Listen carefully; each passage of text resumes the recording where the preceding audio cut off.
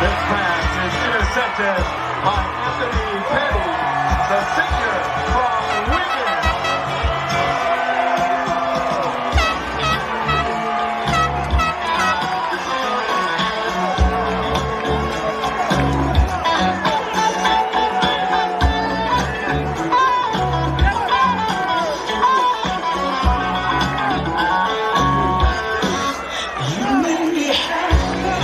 Get those pom-poms in the air.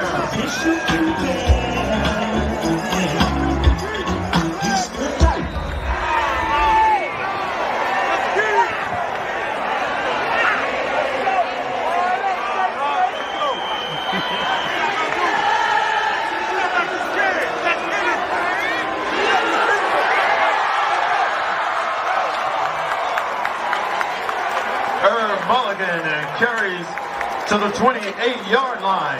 Tigers of Jackson State, 1st and 10.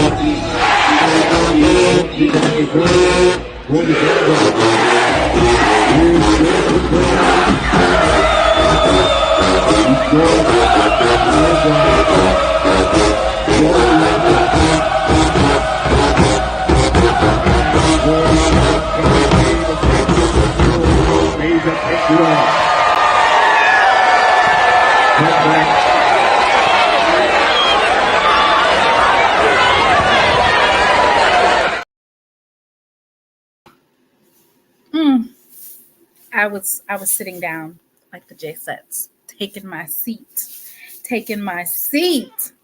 Good evening. Thank you so much for tuning in to a Thursday Night Live. This is going to be a SheLovesBall episode, right? We got a lot of basketball stuff going on. And so it's fitting that tonight's episode is surrounded around that, right? If you're just now tuning in, go ahead and hit the like button, subscribe. I promise nobody's going to see it. If you subscribe, if you're already watching, just go ahead and hit that subscription. The main premise of this show is absolutely going to be about the SWAC basketball, the conference tournament that's at the end of the season. Big changes, right? And we're getting ready to go over it, right? Getting ready to go over it.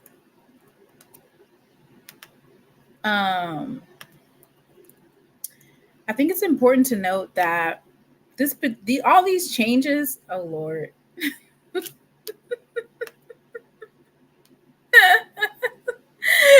Listen, I don't know if this particular meme is ever going to go out of style, right? I don't think it's ever going to go out of style. So I might as well go ahead and drop it. How you gonna fix it? You done messed me up the jobless visit. I done called the police because I'm doing a refund. A refund is due unto me. I feel like I just been abused out here today. God, ain't please like this. You can't do the saints like this. Boy, I don't even know what I'm gonna sit out here telling the police car. I'm gonna sit out here telling the police car. I'm doing a refund. Cause I'm doing to me. So that, that's the look on the basketball team's faces that worked really hard during the season. And they worked hard to basically get to the SWAC tournament. And then they see Buddy on the left who has not done what they're supposed to do to make it. That's the look that they're going to give, So we're going to talk about that. And let me see. We also have a lot of basketball news, right? Let me give you some good basketball news first, okay? Let's just go ahead and get this out the way. So, Angel Jackson, she was drafted by the Las Vegas Aces and then was later released. She is headed to Italy overseas to go play ball. Let me go ahead and read this for you. So, breaking news, A1 official, Angel Jackson is the new center for, and I hope I'm pronouncing this right, Faenza women's basketball.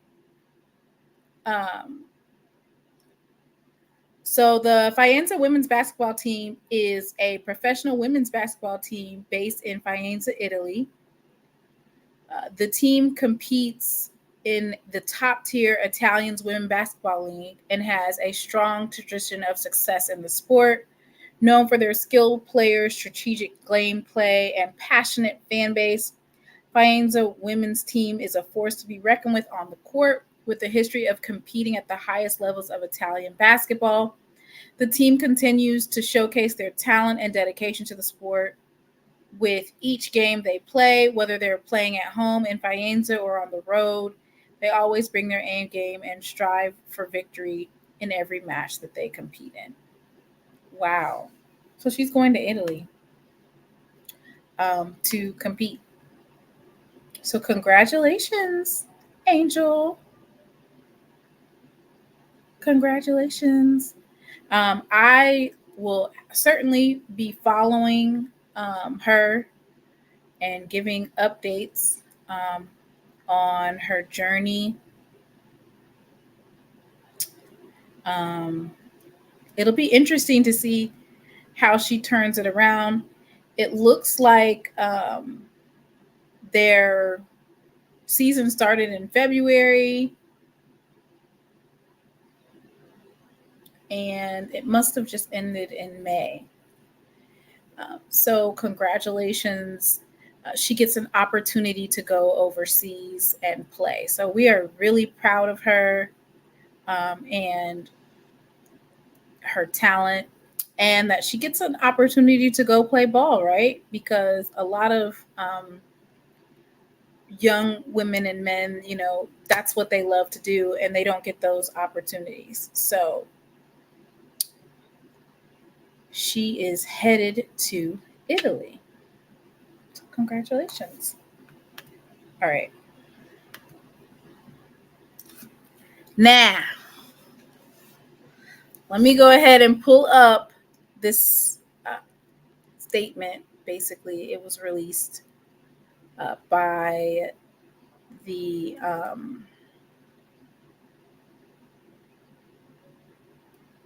SWAC. SWAC spring meeting recap. And I have a poll going.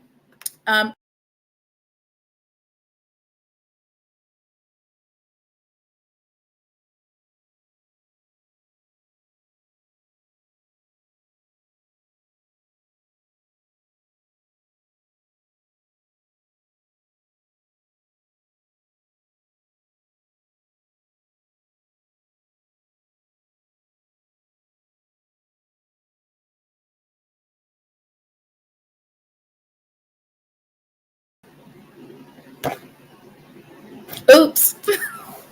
Technical difficulties today. Oh my goodness. All right. I don't know if they must not want me to talk about this today. All right. SWAC spring meeting recap. I have a poll in the chat. And the question that I'm asking is, what do you think about the SWAC tournament changes? You can choose from what in the hell, it will be good, I'm going to have to wait and see, and I'm speechless, meaning I don't have nothing to say. Like I looked and read it and no words came out of my mouth. So go ahead and participate in that particular poll. I would like to know what you guys think about it. After I read this, I'm about to drop the link. I want to know what everybody else thinks as well. Will this have an impact on the overall attendance? What does this mean for basketball teams that have a really good season? Do they get a couple of bye days? Like, what does this mean? Like days where you get 2 days where you don't have to play. That's what we need to figure out.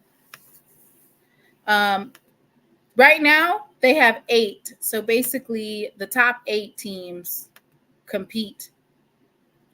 So this was just released this morning at 9 o'clock. The Southwestern Athletic Conference recently held its annual SWAC Council of Presidents and Chancellors spring meeting.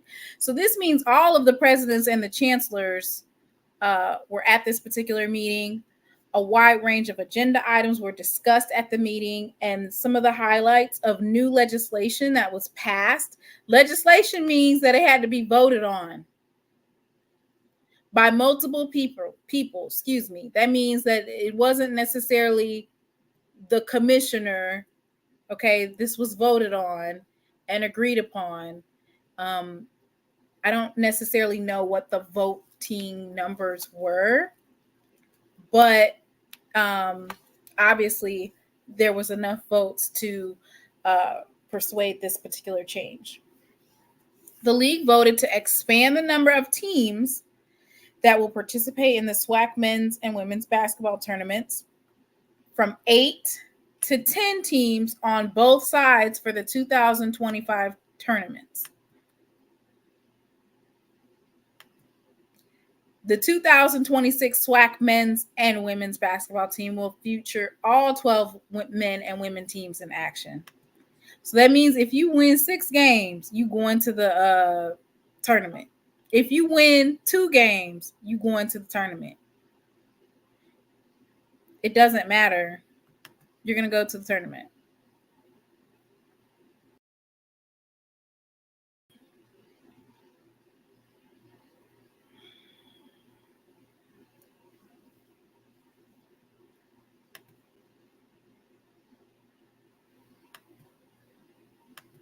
Let me know if you guys can hear me in the chat.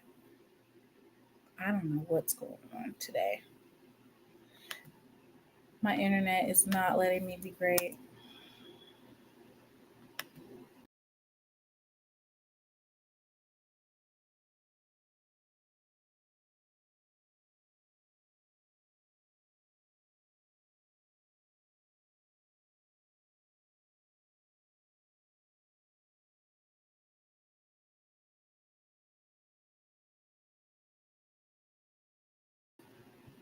Lord, I need to figure out how I'm going to fix this computer because it keeps freezing up on me. How I'm going to fix that? All right.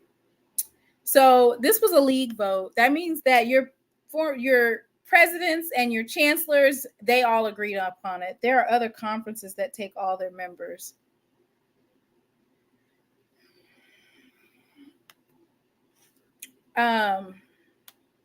So that's the first thing that we got for basketball. So you done went from 8 to 10. So this particular 2024-2025 season, they're going to have 10 teams. And then next year, or the 2026 men and women's basketball tournaments, everybody gets to go. You could have won no games, and guess what? You still get to go to the tournament. A new scheduling format for the sports of men's and women's basketball was also approved for the 2024 to 2025 academic year. So I think that some teams benefited off of having doubleheaders, right? But what they're going to try this year is women's basketball is going to be played on Thursdays and Saturdays, with men's basketball same set for Saturdays and Mondays. Okay, so it looks like the Thursday game and the Monday game is going to be what separates men and women's basketball. And then they both have a game on Saturday. So double headers on Saturdays, and then Mondays and Thursdays are going to be separate. Why everything got to be the commissioner's idea? I don't know whose idea it was, but what I can tell you is that the idea didn't just walk with legs. You had to have a certain number of presidents and chancellors vote on it. All right. Last but not least, in the sport of football, the conference office will provide cutting-edge technology via sideline tablets. Beginning the upcoming 2024 season, teams will have the options of using tablets to view in-game video. Tablets can be distributed on the sideline, locker room, and coaches' booths to study the game broadcast feed, as well as camera angles from a team's sideline and end zone.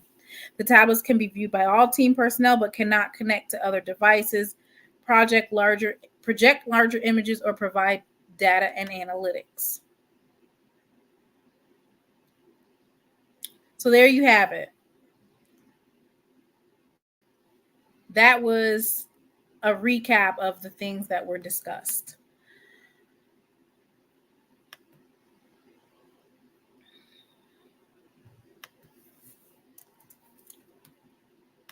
I would like to know why you feel that the tournament is diminished. I want to know how it's going to be played. We already had some scheduling issues with 8 teams, so I'm really interested to see how you're going to do 12. And also interested to see if it's still going to be played in Birmingham, or are they going to move it? This is interesting that they've decided to do that with 12. So I'm going to go ahead and look up the SWAC tournament attendance. I'm wondering if this was one of those moves where maybe they wanted to increase attendance, right? To the so that by adding the 4 more teams, maybe that was the reason for it. That's the only thing I can think of that you would add, that is for attendance, maybe, to open up the amount of people that attend the games. Otherwise, it doesn't really make sense. There's gonna be more teams traveling. Got 24 teams going.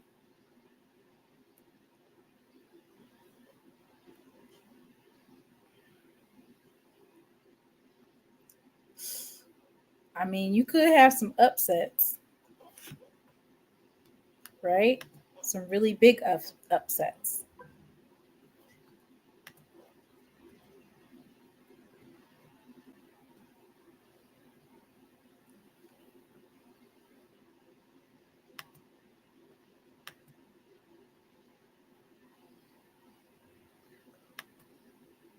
My other concern that I have is that you'll have a situation where a 1 seed or a 2 seed is off that day, and then they get upset by a 12 seed. Sheesh. I guess they won't play each other. Maybe they'll have it similar to how they had it at the baseball tournament. I'm not understanding how this bracket is going to work.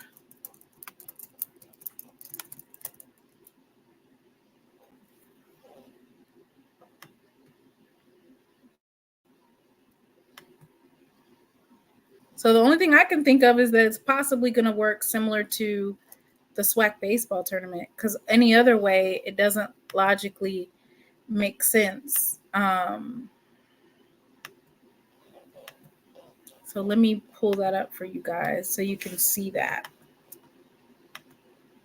And that's the only way I can think of, which would mean basically that certain teams would never get a chance to necessarily play each other unless they're in the finals. That's the only thing that I can think of.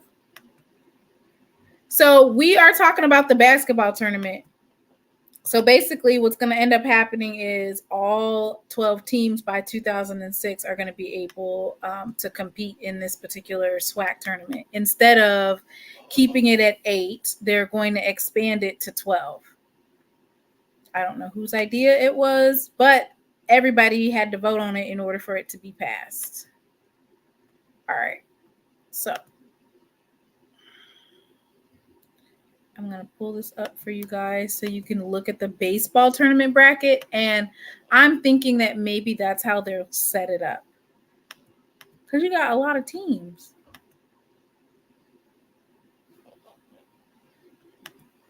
All right. Can y'all even see that? Let me see if I can get a bigger picture. Let me know if y'all can see that or if I need to zoom in a little bit. Okay. So basically, they had bracket A and bracket B, and it was the number 1 seed in the West went against the number 4 seed in the East. The number 2 seed in the East went against the number 3 seed in the West. So, for instance, Texas Southern went against Jackson State. Prairie View went against Bethune. And then there was bracket B, and that was Grambling versus, which is the number 2 seed in the West, went against number 3 seed in the East. So it was Grambling versus Alabama State. And then the number 1 seed was FAMU versus number 4 seed in the West, which was Southern. So what that basically means is you have a situation where some of these teams will never meet down in the middle because they'll be eliminated by whoever they go against. And of course, we want to know what the man of the hour thinks about this. And I just, I was waiting on him to come because I knew that he was going to set the record straight, right? So we're going to have Mr. Ford come over here and he's going to clear it out for everybody. Hey, Mr. Ford. Hey, Miss Timona, how you feeling? I'm feeling good. I was waiting on you. I just finished watching, that was Asia Wilson and Angel Reese. Angel Reese. I think the Aces won. And I watched some of that game, and then I gave it up at the end of about midway during the fourth quarter. It was a good game, though. Really good game. But they didn't really have an answer for Kelsey Plum. They don't give her enough credit. I think that Asia Wilson is better than that kid that they picked from France last night, first round, for the Atlanta Hawks. I think Asia Wilson would beat him down. Because I don't understand this stuff, going and getting these folks from France, and you got all these ball players over here. I don't get that. And he looks soft. He looked real soft. How soft does he look? Like cottonelle soft? Yeah, I mean, what they call it, Sweetwater soft. Mr. Ford, we've been waiting because we want to hear your opinion.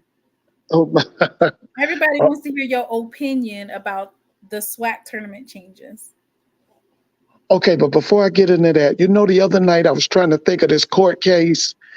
The court case was Weissman. It was handed by Judge Weissman. It was about Tennessee State. That case was handed down in 1984. For those of you, make sure you go and read. Wait. Mm-hmm. Wait. You're going too fast. 1984 Tennessee State. It was the Weissman decision. Wiseman. The Weissman. You talking about the Geyer lawsuit? What are we talking about here? Yeah, it basically did a lot. The only thing it gave Tennessee State, it would allow them to keep their name, But basically, it took away that status as an HBCU, and it did some other things to them. But it came down in 1984, and the guy who presided over the case, his name was Judge Weissman, and that's what it was called, the Weissman decision.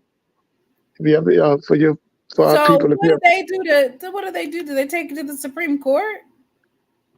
I think it was handled on the state level there in Nashville. See if you can pull it up. It's called the Weissman decision, 1984, Tennessee State University.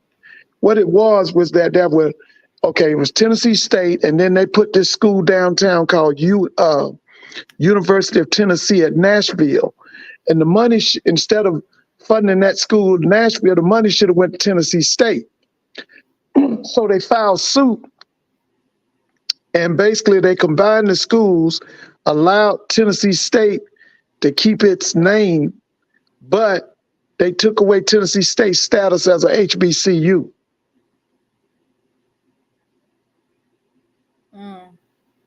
Yeah, it was called the Weissman decision.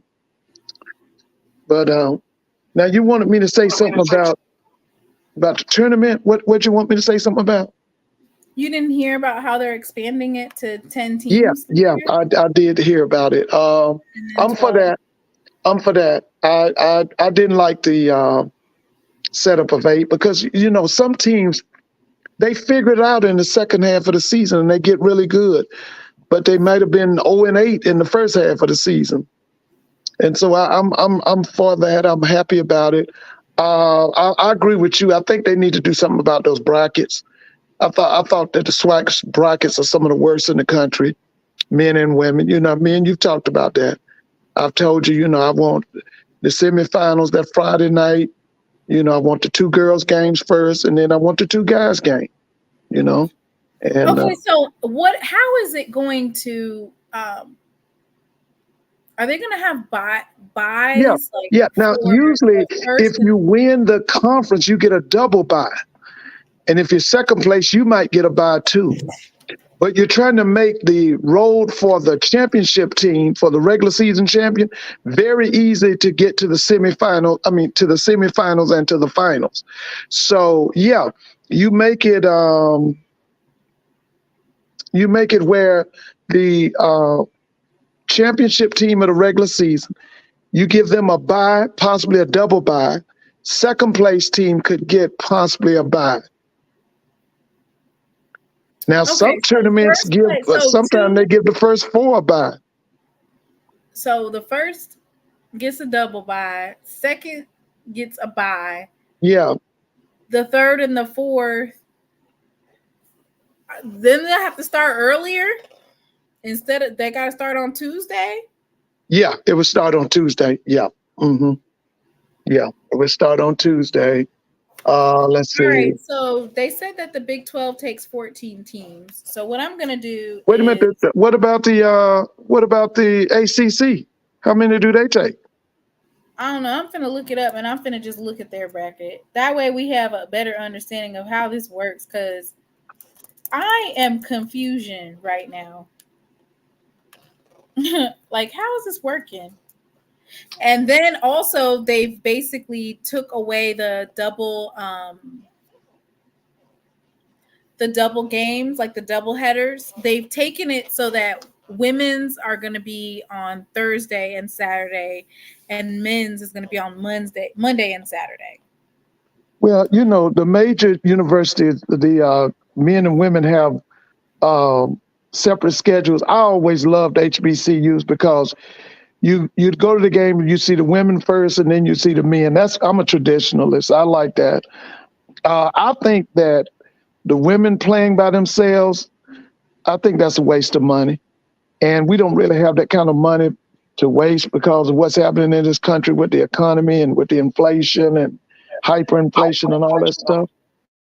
Yeah, I wasn't for that. I think I like the 2 for 1. I like going to the game, seeing the girls' game first, and then seeing the nightcap with the men, the doubleheader. That's me. Right. Mm-hmm. I'm a traditionalist. It's an interesting concept for them to split it up. Yeah, I'm not sure. I think they're trying to copy the major colleges, the North Carolinas, the Kentuckys. That's how they do it in the SEC. That's how they do it in the Big Ten. And I think that's what they're trying to do. They're trying to copy them. I do think that sometimes you can mimic stuff on a smaller scale, but then you just have to be cognizant that we don't have the money that they have. Yeah, And absolutely. we also have to understand the culture of the band at the game. Right. Now you're getting under a situation where the band won't be at the games. So for instance, they might not come to a Monday or Thursday game. Now they're only going to come at the Saturday game versus when it's a double header showing up for both. For both games. I was disappointed because, like I said, I'm a traditionalist. I've always gone to college games and we would see two games, the girls' games and then the boys' game.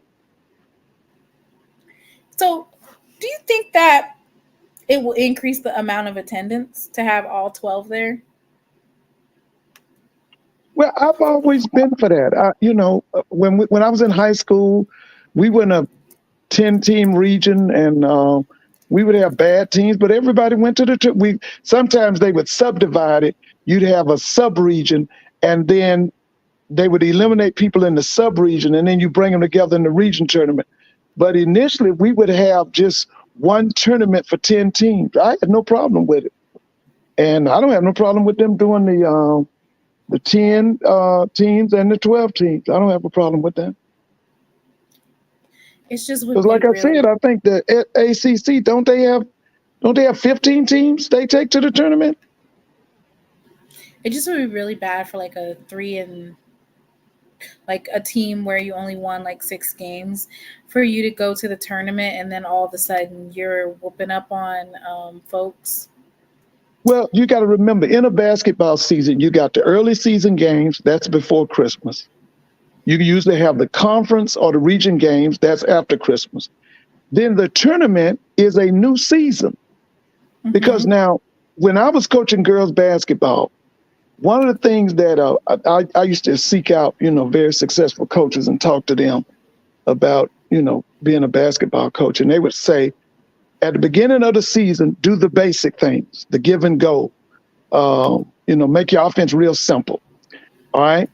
Then we would come in, they would tell you to practice during the Christmas holidays, put in another offense. Okay. And for the tournament, put in stuff that your opponents have never seen before. And so we saw a season in 3 parts: the early season, the conference play, and then the tournament. The tournament was supposedly a 3rd season. It was the 3rd part of a season. All right. So I definitely have a setup that we can look at. It looks like they have like 13 or 14 teams. Is that the ACC? Who is that? This is Big 12. Big 12. How many do they have? So this is women's basketball. It looks like they had a 13 seed. So they had at least 13 teams there. Oh, okay. So this is how it went for women's basketball. So first things first, their first round starts on Thursday. Their second round starts on Friday. Their quarterfinals starts on Saturday. And then they have Sunday off. So they have a break. Mm-hmm. And then Monday they have the semifinals, and Tuesday they have the championship. Now I have to probably pull up the men's basketball team to see. Right. Do we even have it on a whole different week or what? All right. So the first round, they only have one game, and it's the 13 seed versus the 12 seed. Right. Okay. The second day, which would be the second round, which is Friday, they have the 12 seed versus the 5 seed and the 9 seed versus the 8 seed.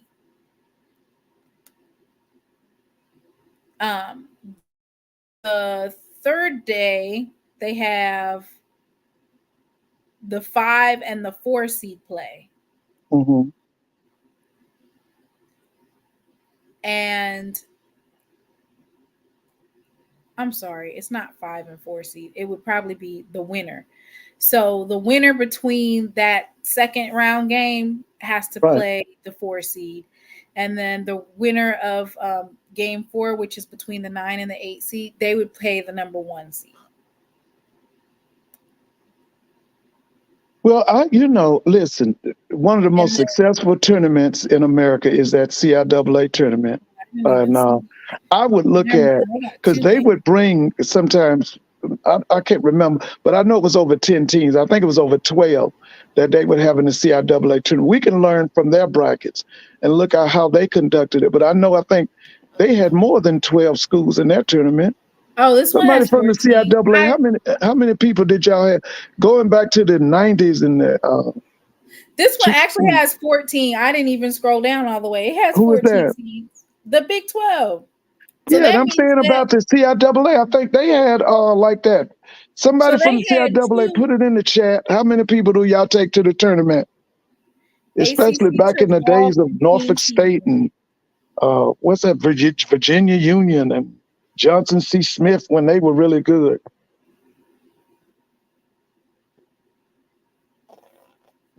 It says waste of money that our schools don't have. Those Thursday girls games, the attendance will be very low with certain matchups. Yeah, that's what I was thinking too. I don't know now. I think that with other certain matchups, it's going to be a sellout. I know for Jackson, and that's just one of those things where your attendance is probably low anyway. You know what I'm saying? Okay, Lauren says that the CIAA has 13 teams. Well, looking at the way that this format is, it's similar to how they did with the baseball tournament, which I pulled up, which was you have one set of teams on one side and like section A, then you have another set of teams on the other side. And if you get knocked out, you're not even going to play the other team. So they really have it split up. So that but now the baseball, the big difference is the baseball tournament is double elimination. You can lose a game. Basketball tournaments are not like that.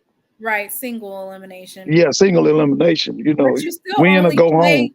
You only play people in that certain sector. Like we didn't have a situation. If Grambling didn't meet Jackson State until what, the semifinal?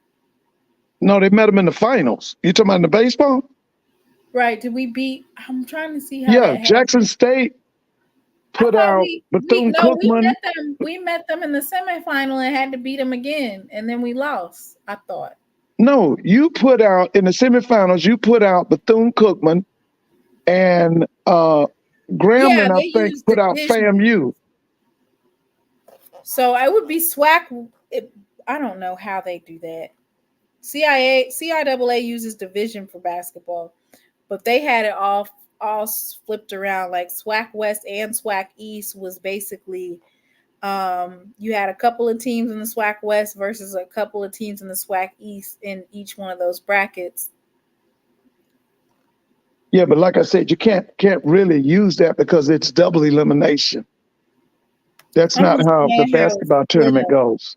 I got the Big 12 set up there, so I guess that's how it's going to look. The Big 12. I wish you could pull up the CIAA's tournament format. That's the one I think we need to look at first. Is how because that was at one time that was the third largest basketball tournament in the country. The CIAA? Yeah, it was behind.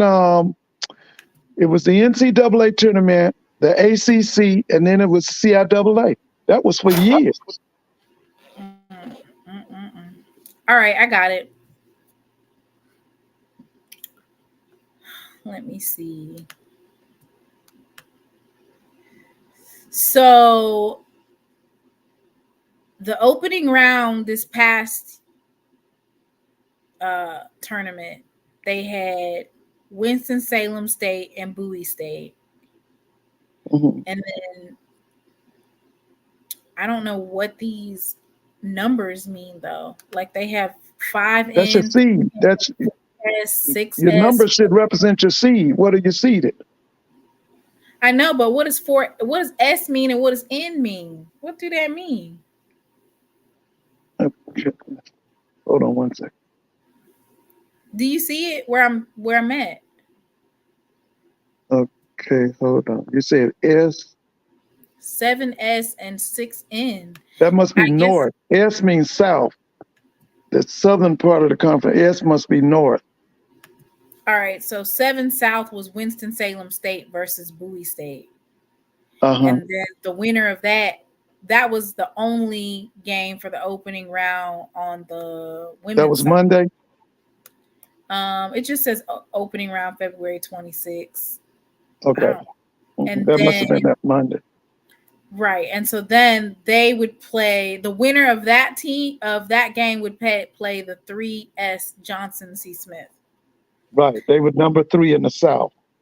Okay. And then you had 4N Bluefield State versus 5S Livingstone, Right. 6N Shaw versus 3N Virginia Union.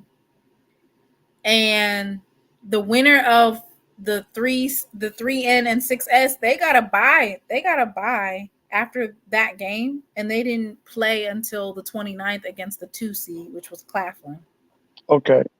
So I want to say, you know how you were saying that the number 2 seed gets a double bye?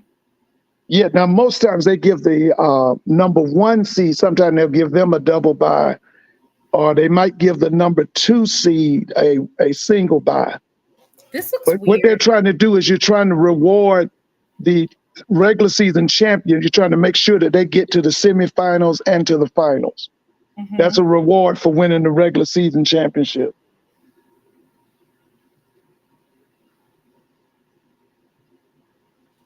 So this is basically how you want the setup to be. Yeah, I think we should learn from them. Yeah, I think we should learn from the CIAA. Okay, it says CIAA has divisions South and North. So just like we have SWAC West and SWAC East. Right. Yeah, I think we should learn from that because like I told you now, when I was in college in the 70s and the 80s and 90s, that was the 3rd largest basketball tournament in America. It was the NCAA, the Big Dance, then it was the ACC, and then it was the CIAA.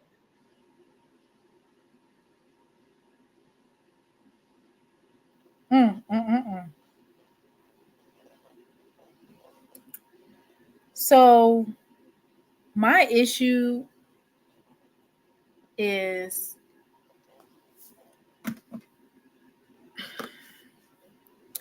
we don't have the attendance that the CIAA has. Like the CIAA's attendance is huge in Baltimore. It's like a big thing. Like they have thousands and thousands of people that visit for this particular tournament. Yeah, the CIAA does a good job. I had a chance to go to, I went once, it was in Richmond. I went to Winston-Salem, and I went to, for 3 or 4 years, I went to Charlotte. And I thought the one in Charlotte was the best one. Charlotte? Yeah, I was getting ready to say Charlotte. Yeah, I thought the one in Charlotte was the best.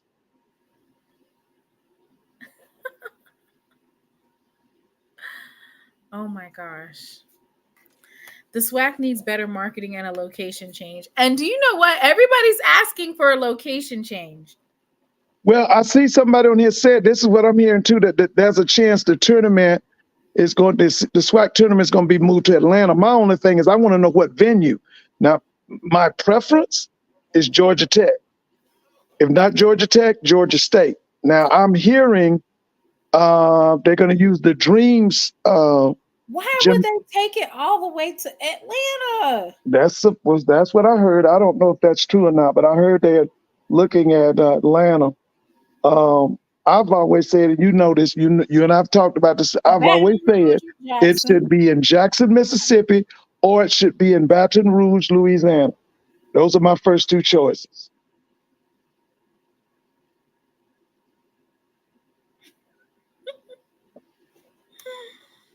Rumor is it's going to be out at the airport where the Dream plays. Yeah, that's what I'd heard too. But the only thing about that, it only seats about 3,000, I think. What the hell? Yeah, like you can look it up. I think it only does 3,000 or 4,000. I don't think it's 4,000. The place where the Dream plays? Yeah. No, I don't think there's no way. You can look it up. It's out at the airport. It's I think it's called the International Center or something. Just look up the venue for the Atlanta Dream. I think it's only about 3,000 or 4,000.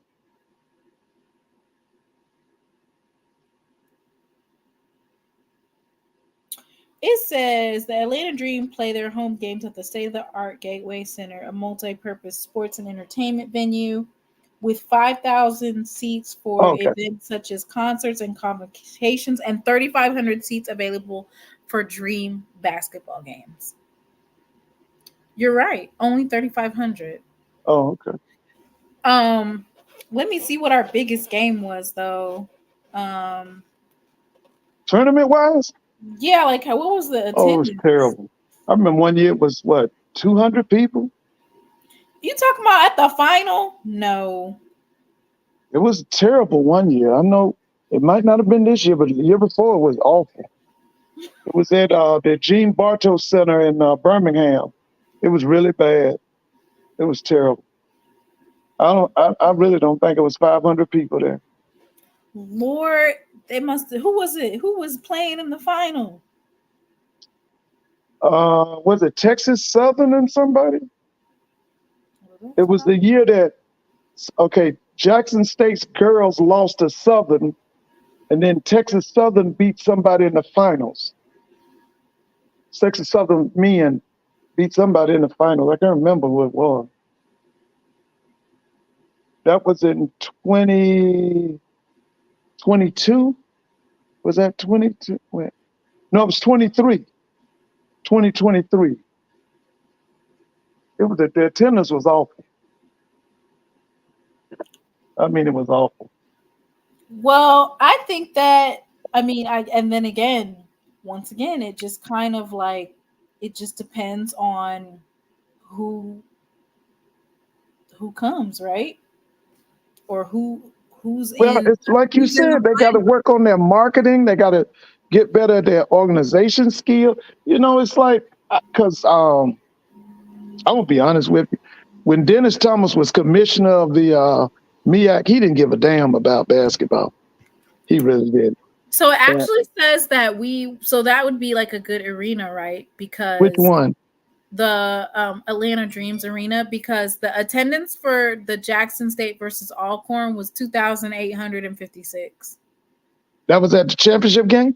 Yep. I didn't know it was that high.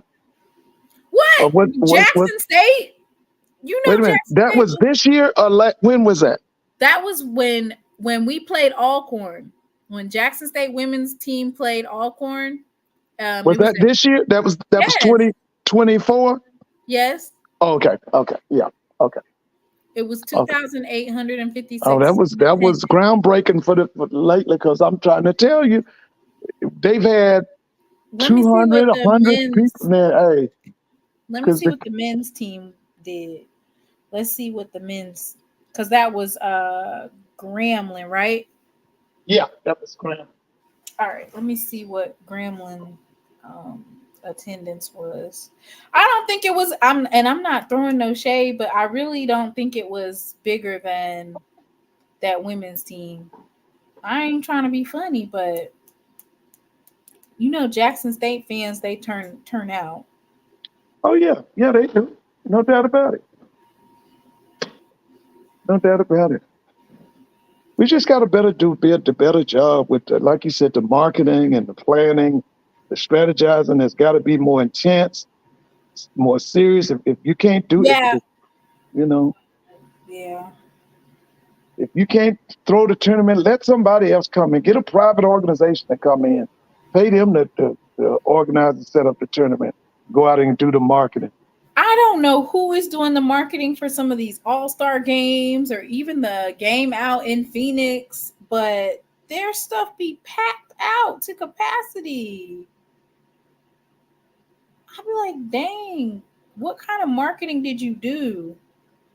I didn't even know you guys had that many Black folks up in Phoenix, Arizona. When they had this most recent all-star game, it was packed. Was that the men's basketball? What was that? Yeah, that was the men's all-star game. It was packed to capacity. I was like, dang. All right, let's see. That was versus Texas Southern. And they won against Texas Southern pretty handily, but usually Texas Southern usually knocks it out the park. Ladarius wants to know, do you remember the NBC Sports Network or the Black Family Channel? Yeah, he said, what now? I'm sorry. Do you remember NBC Sports Network or the Black Family channel? Yeah, no, the NBC Sports Channel was carrying the Bayou Classic, right? And then I remember the Black Family Channel, was that the 90s or was that the 2000s? When was that? Yeah, I do remember something about the Black Family Channel. They need to bring that back. Was that before BET? No, that was after BET, wasn't it? I don't remember a Black. I remember. You just look it up and get a date on it. Look up the origin of the Black Family Channel. It should come up. Because I do remember the Black. What cable was that on? NBC Black Family Channel. I have never remember heard the Black. I do remember that. I do remember the Black Family Channel.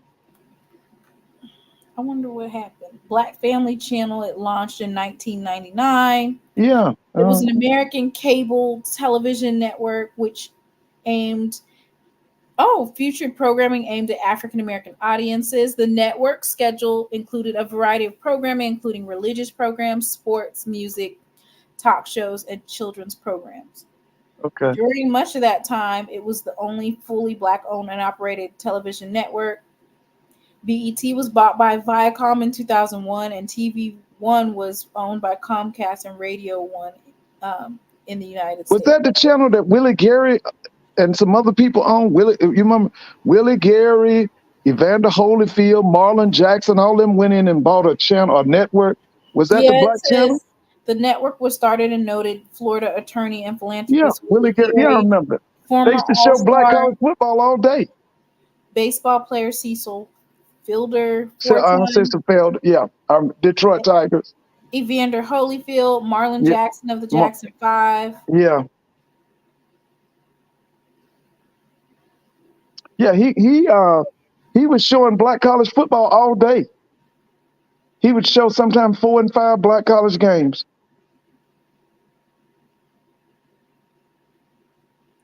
Oh man, it said on April 24, 2007, the Black Family Channel announced that they would cease as a cable channel effective April 30th as part of a deal in which Black Family Channel's programming and subscriber base would be sold to the Gospel Music Channel. Okay. On May 1st, the deal was closed. It was, wow, that's crazy. Yeah, like I said, he would show on a Saturday, he would show 4 and 5 HBCU games. They used to showcase CIAA, SWAC, SIAC, MEAC. Yeah, that's right. Yeah. He would show football all day.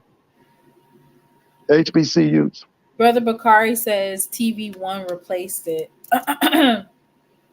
Now TV One was y'all home, the girl Hughes, wasn't it? Kathy Hughes?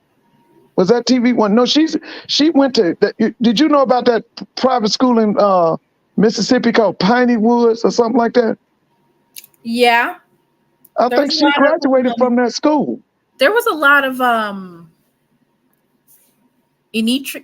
don't know what they were from Africa. They were from I don't want to say the name wrong.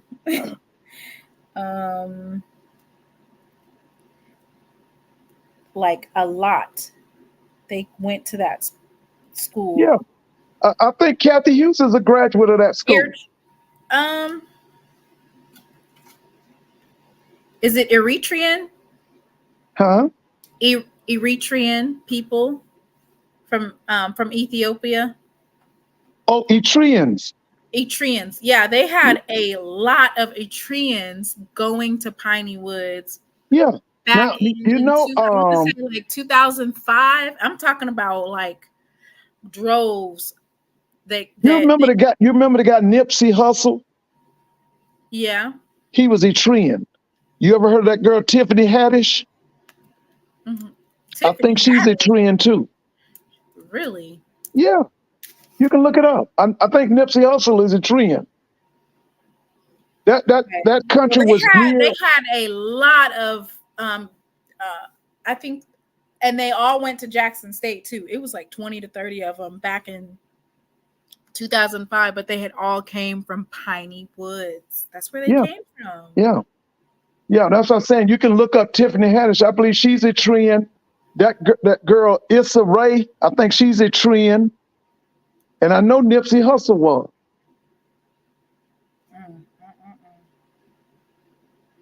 Eritrea was near Somalia and Ethiopia, and they suffered from, that part of Africa was plagued by civil war, because you had the Western Europeans was pumping money in there, the Eastern European countries were pumping money in there, because that area of that eastern part of Africa was blessed with mineral wealth, and they wanted that mineral wealth, but they wanted the Africans to kill each other off. And so what they did was they pushed up civil war between the Eritreans, the Somalians, and the Ethiopians. So that must be why they all came over here then from Pine. Yeah, that was a coup. That's right. That's why they came over here. Remember the leader Haile Selassie? Did you study about him? I did. Haile Selassie was the leader of Ethiopia for about 40 or 50 years. Yep, and they say he was. So is Piney Woods still open? I think so, yeah. They got a big time basketball program down there, don't they? Yep. I'm not in Mississippi, Mr. Ford. I know, but you can pull it up. At one time, Piney Woods basketball program was one of the top basketball programs in Mississippi. High school wise.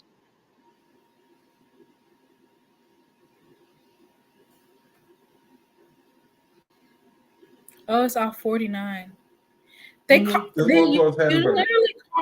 they call it a human settlement in Mississippi? They call what? A human settlement. When I looked it up, they said it was a human settlement. Oh, Lord.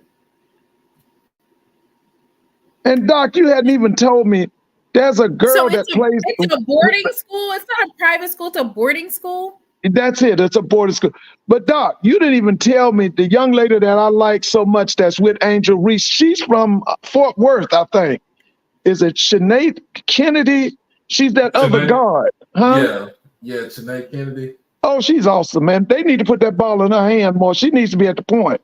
They got her off the ball. She should be on the ball. Yeah. She went to Texas A&M.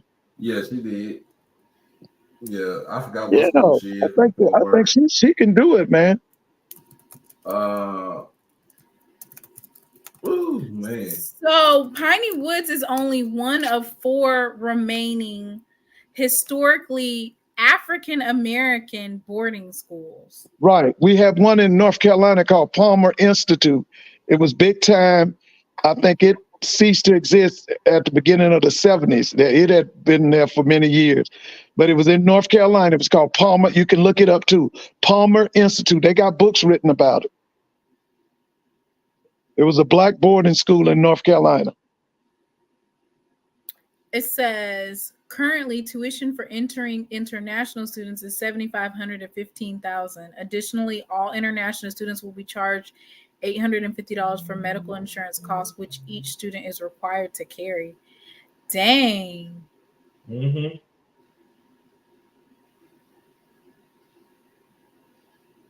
You have to live on campus. So basically, it's like college for kids. Yeah, it's a boarding school. It gets you prepared for college.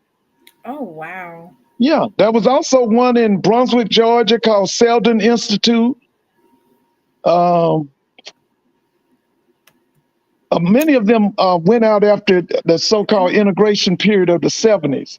That's when a lot of them went out of existence. All right, I have another question for you, Mr. Ford. This one's be this is a Mr. Ford Jr. because he likes to ask a lot of questions. He said, why doesn't HBCU football teams recruit the Detroit area anymore? That's his question. You know what? Because Kwame, you remember your mayor, Kwame Kilpatrick, he played offensive tackle for Florida A&M. What? I did not know that. You talk about the one he played for FAMU. You talk about the one that had all that mess going on. Yeah. He played for Florida. His sister played basketball for Hampton at the Hampton Institute, Hampton University. What did Kwame do? Kwame did all kind of things. Not only did Kwame, it was mom and dad was all involved in it. They did all kind of stuff. Yeah, he was here in Texas for a minute too. That's right. He was in Texas. Yeah. They picked him right back up for doing the same dumb shit. Yeah, what was he doing? He was basically extorting money from corporations and, just corrupt, just totally corrupt. And he was a rattler? He was a starting offensive tackle. He played for Ken Riley. Oh, wow. His name was Kwame Kilpatrick. He had a sister. She played basketball for Hampton. Mm-hmm. The more this is one of those, the more you know, right? Oh yeah. You be dropping tea, Mr. Ford. I knew Kwame went to FAMU. He's always talked about FAMU. Even when he first became mayor of Detroit, he talked about how FAMU shaped up the way that he was able to be in the position where he was in now.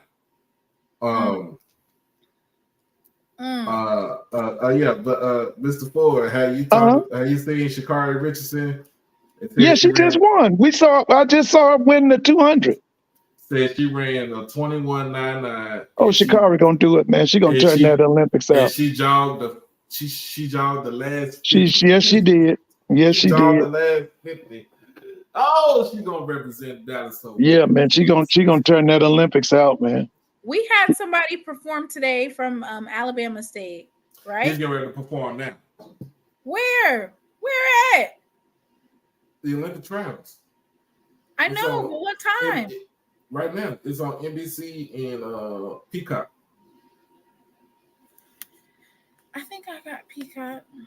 They got a big time program at Alabama State in track. That's Coach. Is it Richie Bean? What's that guy's name? He got the women and men at Alabama State. He's awesome, man. Who? He's the track coach at Alabama State. I think his name is Richie Bean or something like. Hey, you Alabama State people, what's that track coach name at Alabama State? He's one of the best in the country. And we made sure we had all our ducks in a row to make sure he qualified, right? Maybe that was Alabama State that did that, right? Oh, yeah, this guy does a great job with that track and field he's at Alabama State. I think his name is Richie Bean or something like that. Yeah, Ladarius said Richie Bean. Yeah, that guy's awesome, man. Ladarius knows everything. He's been the track coach of the year about 10 times, isn't it? I think so. That's really part of they winning the Commissioner Cup come from. Yeah, that's what I'm saying. That's one of the because see what Alabama State does, they dominate in what they call the Olympic sports. See, if their tennis teams and all that, they're gonna win. The baseball team's gonna do well. The track and field, men and women's gonna do well. Where they lag at is football and men's basketball. That's where they lag. Now this year, this was probably one of the worst women's teams they've had. That was Coach Jackson. Coach Jackson's teams are usually pretty good, but she had one of her worst teams ever this year. But that's why they always dominant in that Commissioner's Cup. I know I came in a little bit late, but what do y'all think about the SWAC expanding the tournament? I'm for it. I'm for it. You for it? I think it's for it. I'm for it. Right? You didn't think Mr. Ford was going to be for it, huh? No, like I said, learn from the CIAA. Yeah, learn from the CIAA. Even with with 10 teams, then you get two teams, the top 2 teams get a bye week. Yeah. A bye. And then A double bye or one bye? Get one bye. So now if you do all 12 teams, you get a double bye. It'll be a double bye. So you'll do your top 2 teams get a double bye. So your 1 and 2 will get a double bye. Your 3 and 4 will get an actual bye. Everybody else will play. You know what I'm saying?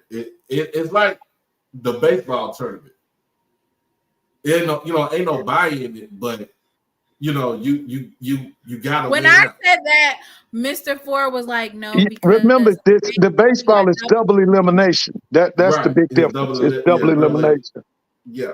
Yeah. So it really the SWAC tournament is taking off. It's taking its footprint for the next 2 years from the Big East, the old Big East. The old Big East used to be like that because they used to have 14, 15 teams, and they would have like one team would play a play-in game, and then everybody else would have like a single bye, a double bye, and then it was one time somebody had a triple bye. And there was a year that Kimball Walker led UConn to the national championship. They had to play 5 games. Five games in 5 days. And then on top of that, when they won the conference championship, they get into the NCAA tournament, and you have to play 6 games. So you play 11 games within probably like almost a 3-week span. And I've always said I thought that they were neglecting basketball in the SWAC, and I think that this is a step forward. And the other thing I like to see, like I keep saying this, I want to see them compensated better. Personally, to me, I think that the SWAC coaches in the basketball and the football, whether they be assistants or head coach, I think they need pay raises. And when you get pay raises, you can attract a better caliber of coach. So, speaking of pay raises, I know that you're. What you about to get at? You're familiar with the FAMU spaces, right? One of the problems that was brought up the other day in the Board of Trustees meeting was they didn't know whether or not the coach who had an offer of $150,000 per year, whether or not that was triple his salary or not. What do you think about that? It wasn't. Well, see, listen. Here's the thing, and let's go ahead on and pull the Band-Aid off the sore.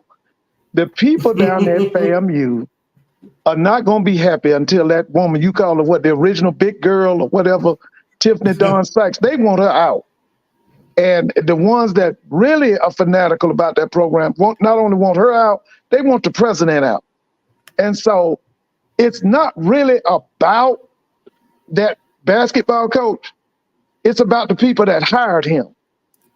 And I think you reported it, which I found out later on was true, about the little incident down in Tampa with her and the young lady that was contributing. And then they said she came from a family that contributes heavily to FAMU.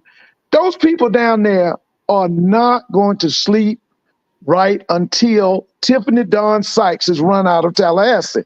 They want her out. Well, and the other thing they want, fire her then and pay her salary. Why if they want her out so bad, why they don't fire her and pay her salary? Well, she still has the president on her side. He brought her in there. Is Florida at Will State? Is Florida at Will State? I think so. Because if they are at Will State, they can fire her for any reason and don't even have to say nothing. Yeah, but see, here's the thing. President Robinson brought her there. As long as he's there in place, he's going to keep her there. But I'm just telling you, the reason these things keep boiling over and over down there is that those people, the Rattler Nation, is not going to be happy until she's gone. And I'm telling you, there's some of them not going to be happy until he's gone, until Dr. Robinson's gone. But when it comes to her, it's going to always be things. It's always going to be some kind of an explosion, some kind of an incident, because they don't want her. She's an interloper. She's an alien. Yeah, especially because she came from at the detriment of your university, though. Listen, the major stakeholders, especially the people that contribute and the people with the power, they working on getting that woman gone. They working on it. I mean, they've tried to be civil and tried to go along, but I'm just telling you, under the surface, they want that lady out. They want her out. It all started 2 years ago. No, 6 months ago. Well, yeah. Well, see, here's the thing.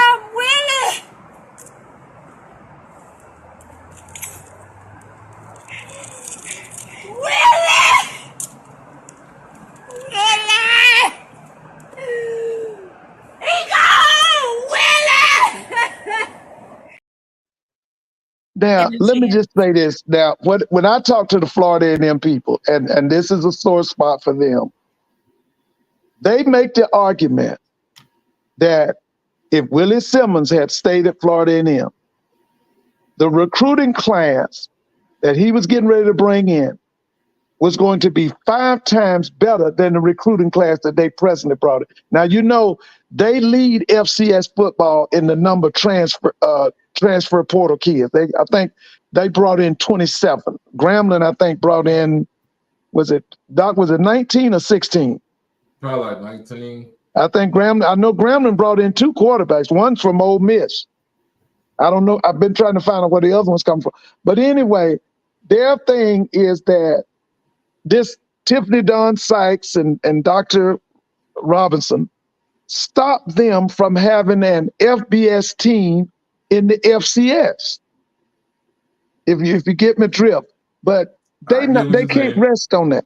They are not going to be able to rest until that woman is gone, because there's too much animosity.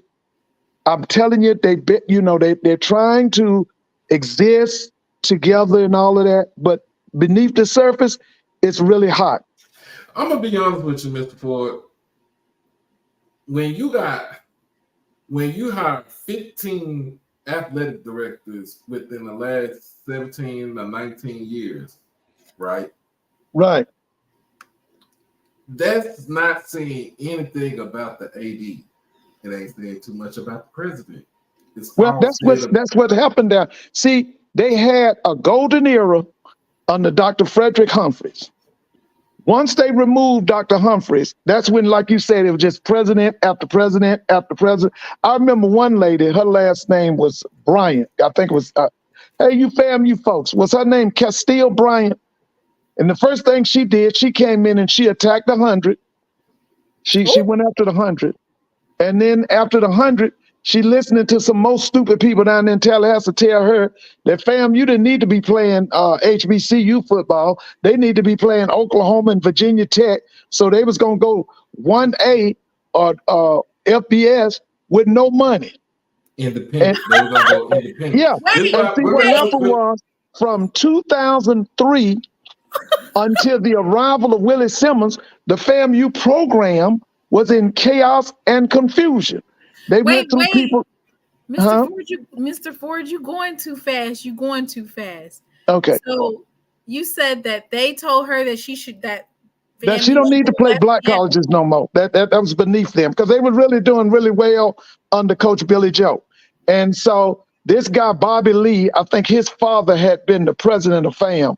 Well, anyway, she brought him back as the athletic director, and so he's telling her all this foolishness that don't make no sense. Telling her that they need to play Oklahoma and they need to play Ohio State and they need to play Virginia Tech and all them people. And they weren't even the highest, they weren't spending them highest amount on athletics in the MEAC. But this is what he was and she bought that foolishness.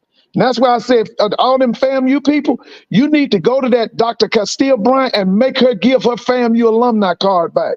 because she destroyed that program. They didn't get that. That program went into chaos and confusion after the 2003 season. They didn't get that program back together until Willie Simmons came from Prairie View. So then what do you think about HBCUs going to FBS, Mr. Ford? What is your take on that? We don't have the money. Now, but remember when we don't have the money. The average FBS school spends $66 million on athletics. When you talk about schools like North Dakota State, they spending 25. I don't know if FAM is spending 10 million. They might be spending 10. But at one time, the highest black school to spend the amount of money on athletics was Prairie View. Prairie View was spending 19 million. We didn't have anybody close to them. They got student fees too, though. Huh? See, they got Prairie View has student fees too. They got. Yeah. But I know that they were the highest. They spent more money than any other black university. They spent 19 million on athletics. But so there's a push to actually. Okay, go ahead, and then I'll go back to the FBS point. Go ahead. Right, I'm staying on the FBS point. So remember, I was telling you about how somebody said we need to go independent. I was like, no, we don't need to go independent, because in a sense, if you go independent, you don't have nobody backing you up. You have no conference backing you up. You're not getting any type of money. So that's when you have a school like Notre Dame. Notre Dame is the king of independence as far as football goes. So they could get money from the NBC as far as for football. And then the rest of their sports are in the ACC. And they're going to get a check from the ACC. So they could be able to survive. I think Notre Dame is like one of the few schools that actually operate in the black. On the athletic side. So in the sense, that's why you have schools like UConn and UMass and Army. Army is going into the AAC this coming up season, so they'll have some sort of backing. They was independent for a long time. For a while. They was in the conference, but they went back independent for a while. UConn, as far as football goes, they're not going to survive like that because most of their money is coming from basketball. Right. Oh yeah. And then with UMass just need to drop back down. Come on back down to FCS, join the Northeast Conference, and call it a day. Don't nobody need to be independent except for Notre Dame. That I'm gonna say it just like that. So if we move up, I'm gonna be honest with you. We move up. I'd rather give me either the Sun Belt or the AAC.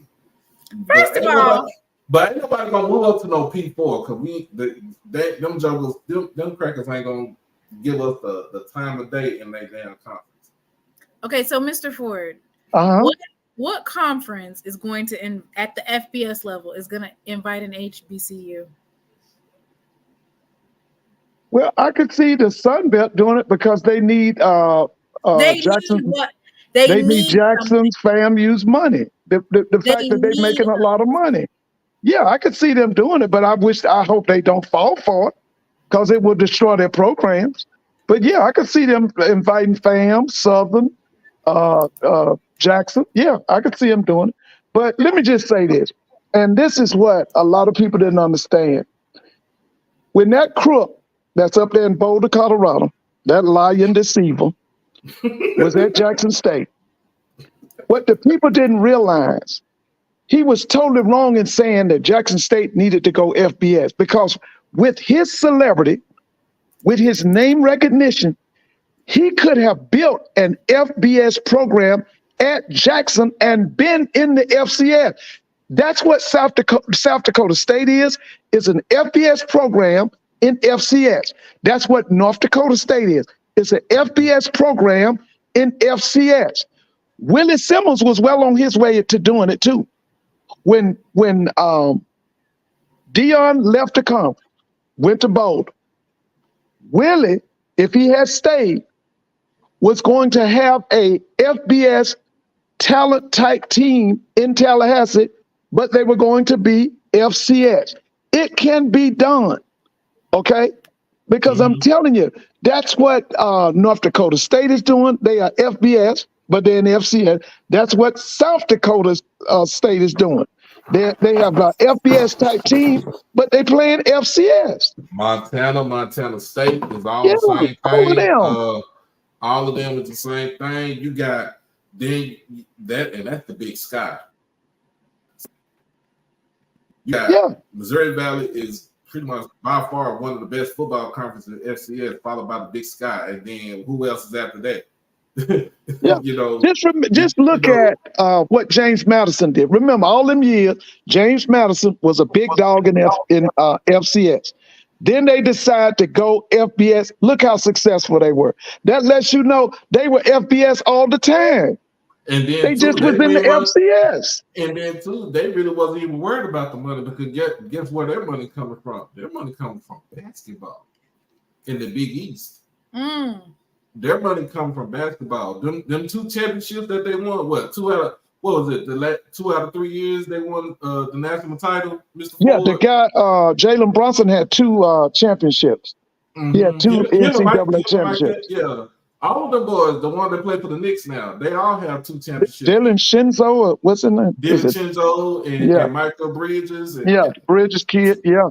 But didn't you say, Mr. Ford, that some of these FCS teams are FBS teams disguised as FCS? That's North Dakota State. And listen, they just basically wanted to be a big fish in the small pond. There you go. And they want to be competitive. Listen, and they know this. One year, Kansas State was ranked in the top 25. North Dakota State goes to Manhattan and kick they behind. And they were FCS. And I'm telling you, if that clown, if that lying deceiver had any sense, he could have built a FBS program at Jackson State because of his name recognition and because of his celebrity. I keep telling people all the time, Dion was like the quarterback that throws 30 touchdowns, but he also threw 30 interceptions. He's like James Winston. And that was him at Jackson State. And the people who proved and showed him that he wasn't all of that was the MEAC people.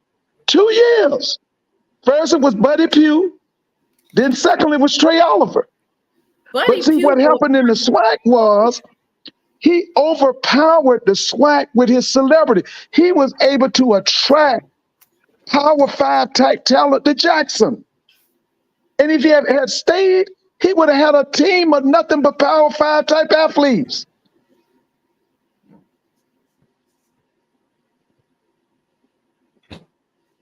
And see, that's what I'm telling you. A lot of people at Florida A&M, they know what they lost in terms of recruitment when Willie Simmons left, even though this man, Cozy, has done an outstanding job. Listen, I've been studying the roster, Doc, and I'm telling y'all, if that stuff comes together, they're going to run over some people, baby, because I'm studying the roster right now. Like I told you before, Mr. Mona, when you was telling them people at FAMU about y'all soft in the middle, baby, they heard you. I did not say that. Yes, you did. Said they were soft in the middle. You told them too. When they heard you talk about soft in the middle, listen, they have gone out and got some big-time defensive linemen from some reputable schools. So they heard you. But I'm just telling you, if Willie Simmons had stayed at FAM, they would have had FBS talent at an FCS school.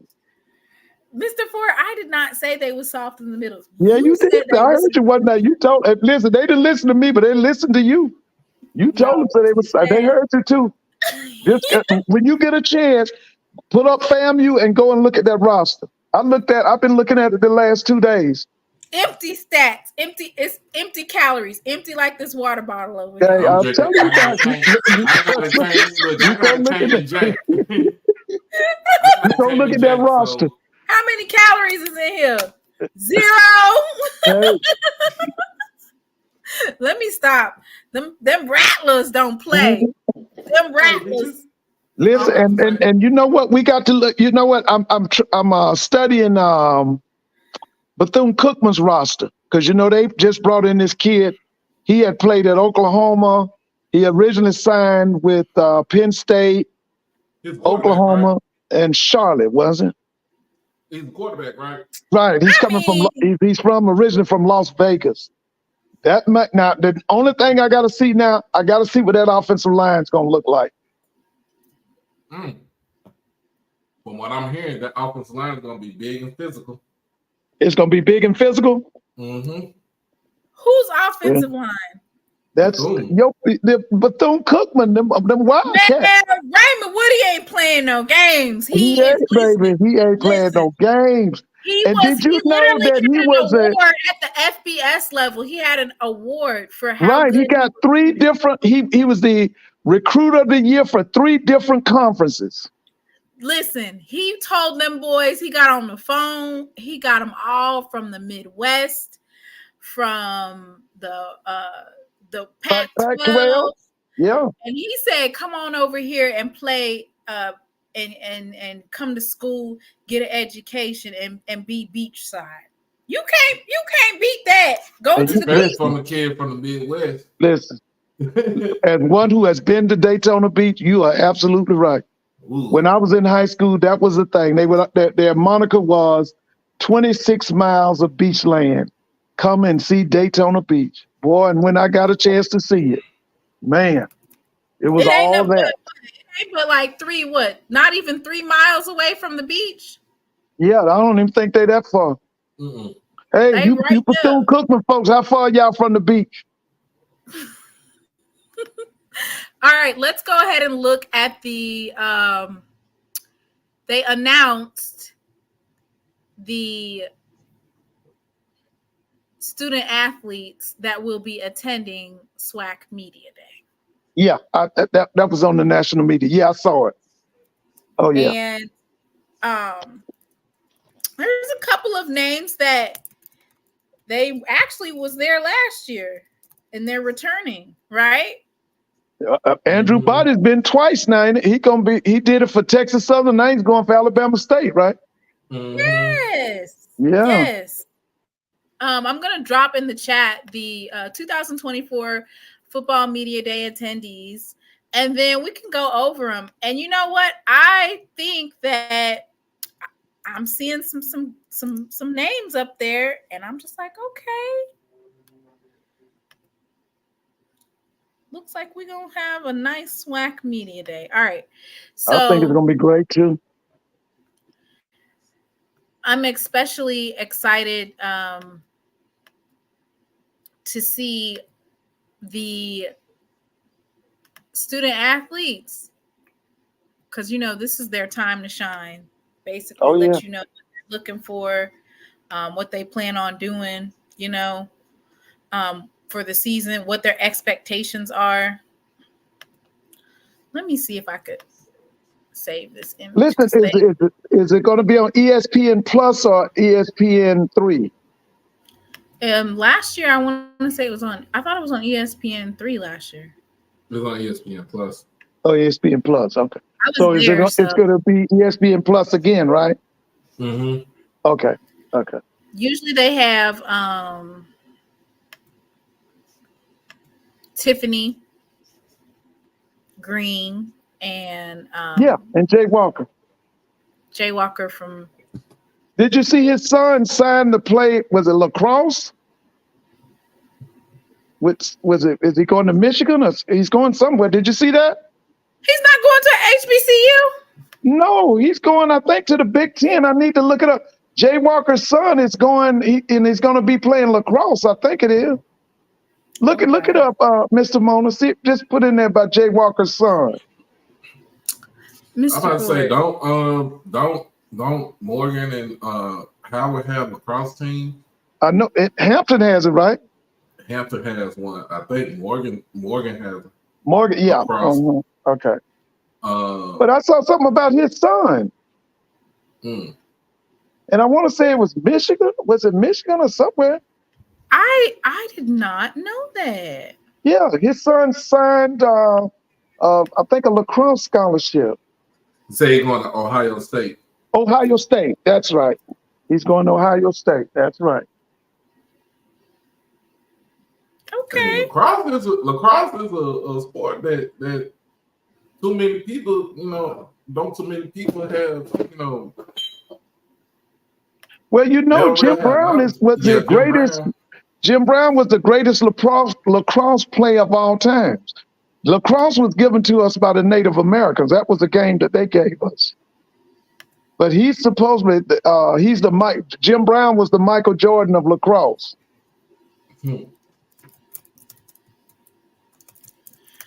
All right, so we're gonna start with Alabama A&M, Donovan Eaglin.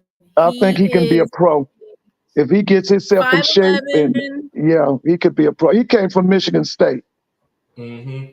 Yeah, 226 pounds. Oh, that kid can play, man. He can play. 6. And this is SWAC Media Day, of course, attendees. Let's get into it.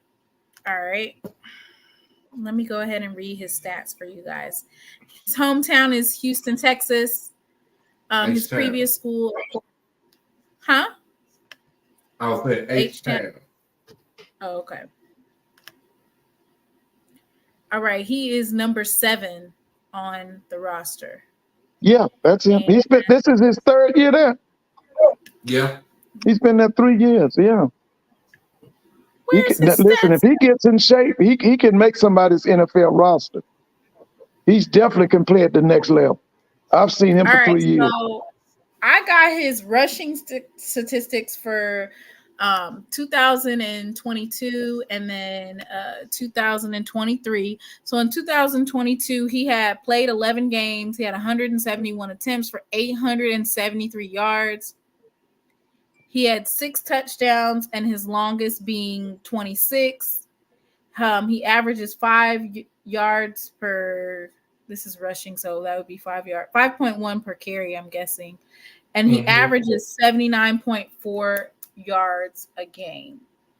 And then in 2023, he played 10 games. He had 142 attempts for 765 yards, 7 touchdowns. His longest rushing was 67 yards. He averaged 5.4 per carry, and his average per game is 76.5. Consistent. Yeah. Consistent. That's what he is. Consistent. And then receiving, he had a total of 73 yards for 1 touchdown, and then 65. He didn't get a touchdown in receiving this past year, but still, they weren't even asking him to be a receiving running back to get the ball out the backfield, run the ball down the throat. You 226, I'm running down your throat. Right. Okay. Oh, I'm sorry, y'all. I had him up on the screen so y'all could have seen it. Donovan Eaglin. I'm over here looking at all the stats. All right. Can you give me the second name? Imari Pate. Lord. All right. And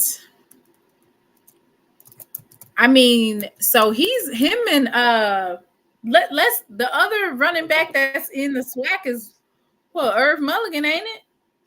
Mm-hmm.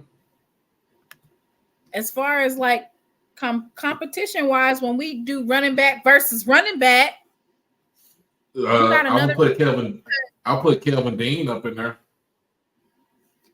for FAMU. Oh, really? We'll look up his stats too because he's on there. What time is it? It's 10:30. We probably not gonna be able to do that many. Probably do 3 teams today. All right, Imari Pate is 6'2" defensive back, 200 pounds from Culver City, California, and he's from Fresno State. Okay. Yeah, he's from the LA area. I don't have any stats for him. Changed the season to 23. Okay, Yeah. so in 2023, he had 11 games played. 4 interceptions. Yeah, 4 interceptions last season. That's not bad for 51 yards. 29 being his longest. That's pretty good. Had I want to say 49 that's probably one of the highest in the SWAC, isn't it? Yeah, he was up there. He had 49 total tackles.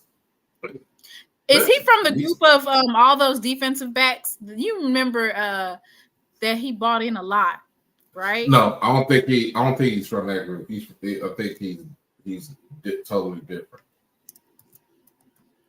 All right. I think he came in at 20. He came in at 23. Okay, who's next? All right, Alabama State. Let's look up.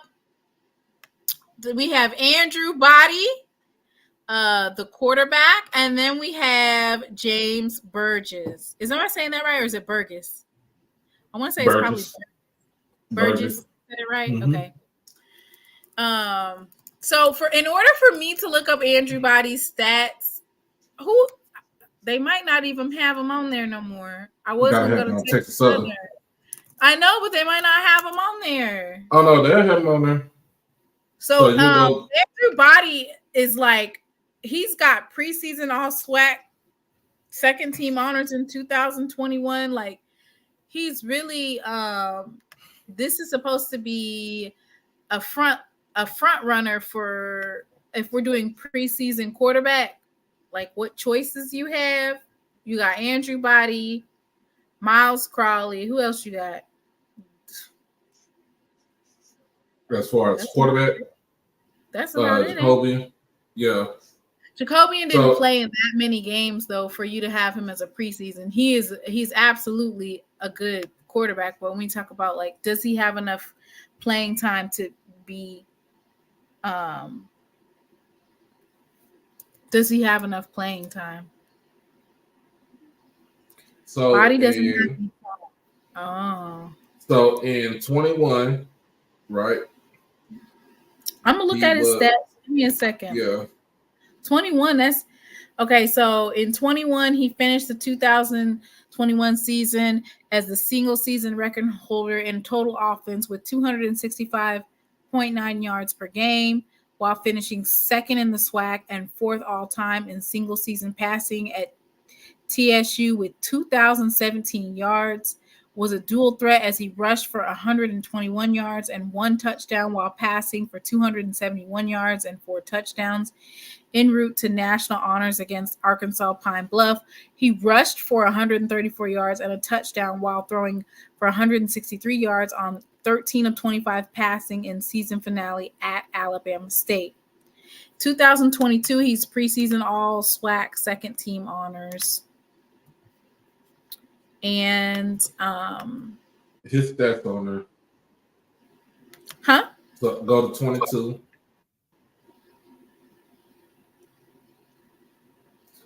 So he was 136 out of 239, 1,622 yards passing, 11 touchdowns, 6 interceptions. So his passing yards dipped from 2021. 2021. But his rushing yards increased. So he was 121 attempts for 554 yards and 4 touchdowns.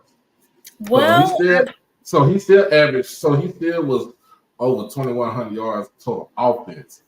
Right. That's, with 15 touchdowns and 6 interceptions altogether. And then, of course, in 23, he only played 1 game.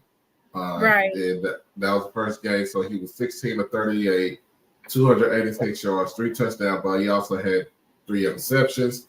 He also ran the ball 10 times for 64 yards. But that, again, he was not medically cleared to play in the game. And that is on What the coach. do you mean he wasn't medically cleared? He was medically cleared. He wasn't medically cleared to play until October the 15th. When did that come out? I've been knew about this for a while. I've been told y'all that. He was not medically cleared to play last season until October because it's his shoulder. He was only 65%. He was only 65% healthy at the time. So he should not have played last season. What happened was Coach McKinney didn't give a damn.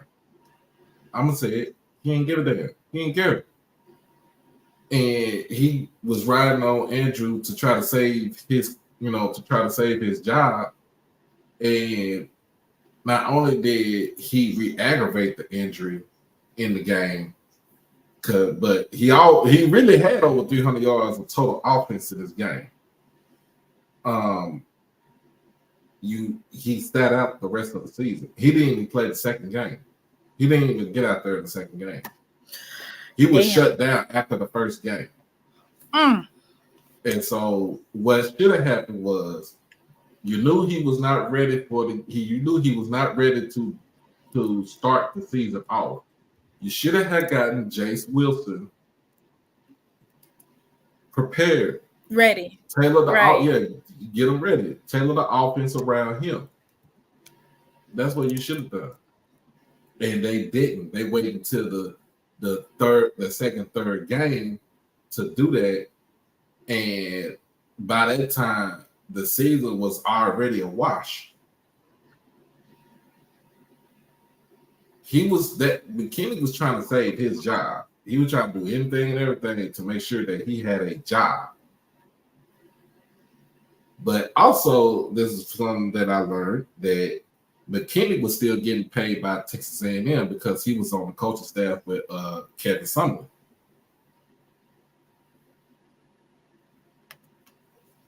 Allegedly, y'all. Allegedly. I mean, no, ain't no allegedly. That's allegedly. That's true. True. He was still getting paid by Texas A&M. All right. So, okay, let me do Burgess, and then y'all, I got to put that alleged out there. Allegedly, he was still getting paid. Get paid. I'm getting paid by Texas A&M and Texas Southern. Okay. All right. So this is James Burgess, and I apologize. I don't know if it's Burgess or Burgess. He is 6'3", 186 pounds, a senior from Center Point, Alabama, Huffman High School. So is he like close to home from Center Point? Yeah. Was that close? All right. Yeah. In 2022, he played in 8 games. He finished with 4 tackles, including 3 solo stops, and recorded a pair of tackles against UCLA. And then he played in 9 games and recorded 5 tackles. So there's not, in terms of like tackles and stuff, there's not that much to speak on, right? He did have 2 interceptions last year. So he what is he, the cornerback? Yeah. Yeah, cornerback, you really ain't gonna have too many tackles. I'm pretty sure he says I'm a check. He says it's safety. Okay. Is he? Let me see. Oh no, he had 26 total tackles, 6 assists, 32. So I think maybe that whatever that was, maybe it didn't have a update, right? So it says he had 32 total tackles last year, 2 interceptions. And didn't you say that Alabama State has to revamp and re-up their defense because you have lost a lot of players, right? So this year, Coach Eddie Robinson has to revamp and reload at the defense. Yeah, if you ain't I'll be honest with you, Burgess is 6'3". If you ain't 6'2" and up, You talking about the wide receivers? No, the cornerbacks. He don't want you. Oh, okay. You're talking about his size. You gotta be 6'2" to get on this. Get on this ride. 6'2" as a freshman. Shoot, Adrian Madison was 6'4". Who was? Adrian Maddox. He was a cornerback last year. He was like 6'3", 6'4". Mikey Victor. Mr. Ford been doing all that studying on Bethune and FAMU, and he had all them questions for me to ask Coach Eddie Robinson. Mr. Ford, why you ain't done your due diligence and study Alabama State? We need to know what's going on over there. He said that he studied Bethune-Cookman and FAMU. Go ahead and study Alabama State too, Mr. Ford, so you can tell us. It says Alabama State has to reload on the offensive side, but nobody points that out. They only have body on offense, and I really hope that that's not true. Well, I mean, I don't really hope that that's not true against Jackson State, but for Alabama State's sake and for Andrew Body's sake, he needs to have his offensive line and he needs to have those wide receivers available. Okay. Yeah, his main target went up to Western Kentucky, so who? That would be Keyshawn Johnson. Damn. I mean, you could have more than one target. I just want Andrew Body to have a chance to have a full and complete offense, right? Yeah. You just want a chance to have a full and complete offense. You don't want for it to be like, if this is supposed to be your year, you don't want to be lacking at the offensive line. Drop the link. The wide receiver. I did drop the link. I dropped the link. Mr. I got something to say. I bet you won't come up here and say it. What's up, G? Come on up here. He ain't gonna say it. Matter of fact, who's next? Alcorn next on the list. Alcorn is next on this list. Let me pull up the list. So next up on this list is Alabama or Alcorn, and it's I want to make sure I need to make sure that I practice these young men's names before Tavarius Griffin. Tavarius Griffin and Malachi Bailey. What did Malachi come last year? Yeah, Malachi is a good one, man. I like Malachi. I like Malachi. Malachi is huge. I remember seeing him. I was like, dang, he's towering over me. All right, so Malachi Bailey and Tavarius Griffin are going to represent Alcorn for SWAC Media Day.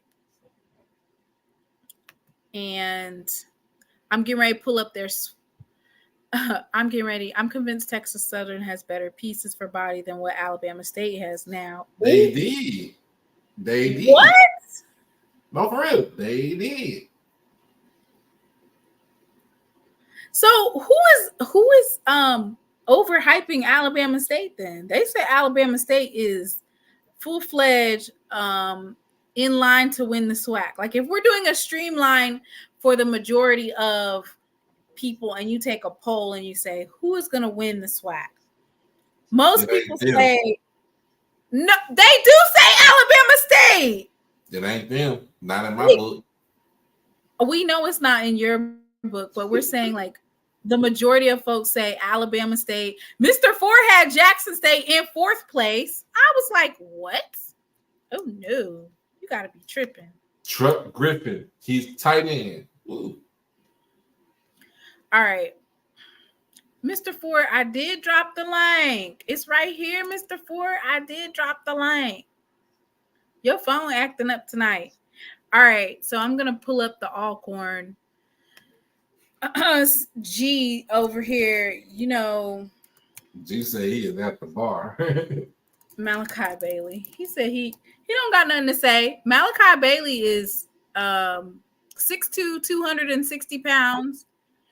He's from Atlanta, Georgia. Okay, Atlanta. ATL.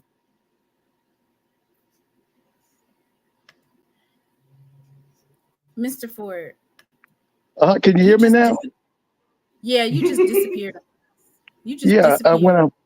you were asking about me studying Alabama State. I tried. I don't see their roster. I saw the 23 roster, and I tried to find the 24. I wasn't able to find it. They probably gonna have it updated by the time. Yeah, I wanted you to be nosy with Day. Alabama State because people in the chat are saying that Texas Southern has more offensive pieces than Alabama State does for Andrew Body, meaning more wide receivers, more tight ends. Well, they might have a point on the wide receiver. I think the wide receivers at Bama State are going to be pretty young. But here's the thing about Alabama State. Remember the guy that's the new offensive coordinator? I think he had 3 wins in the Celebration Bowl while he was at A&T. This guy's good. He knows what he's doing. Chris Barnett. Yeah, Barnett knows what he's doing. Okay. And I think he'll I'm going to be honest with y'all. I don't know why, but I think Andrew Body's going to turn Alabama State out. I think he's going to do his thing. Well, I mean, like I said, when it comes to like when we talk about who's the front runners at quarterback, yeah, it's Andrew Body, Miles Crawley, right?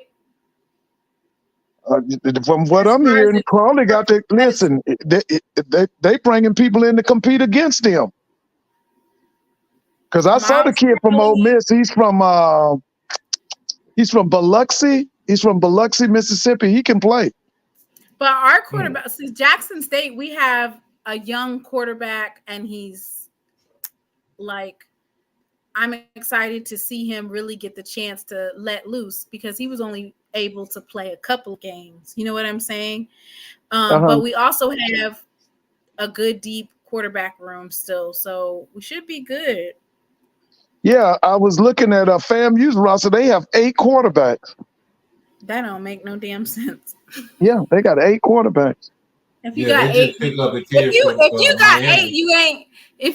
you ain't got one. 8 quarterbacks. They got 8 quarterbacks. They got one for every day of the week and then plus one. They got 8 quarterbacks. They just got another one. Was it last week or this week from the University of Miami? Yep. Mr. Campbell on he was speaking so highly of Maritovich, but you got 8 quarterbacks and you bought in another one. So yeah, he got 8 quarterbacks. He's bringing it in for competition, or that Coach Cozy hasn't found his quarterback yet. I think it's a mixture of both because I thought that Maritovich looked good in the spring game. I thought he was the one. I thought he was the one from what I saw. But, when it comes to quarterback, you never have enough. They like linemen. You never have enough quarterbacks. Well, we need to bring us in a couple more then, don't we? Well, they got 8. I saw that. 8 quarterbacks means they don't have a solid quarterback and will. Yeah, they got 8 quarterbacks. They got 8 quarterbacks. They had the highest number of transfer portal signees. They signed 27 kids. Ladarius said they only got 4 or 5 quarterbacks. Shoot, they got more than that. Wait a minute. You got Maritovich, you got Richardson, you got the kid that just came in from UM, you got the kid from Jacksonville, you got Jimbo Fisher's son. That's 5 right there. And then they got some more. Jimbo's son is at FAMU? He been there, I think, a couple of years. Mm. All right, so this is Malachi Bailey. Now, Malachi was there last year, 6'2", 260 pounds, Atlanta, Georgia. Previously was at Independence Community College, went to Miller Grove High School. Let's see if we can get his season stats for 2023.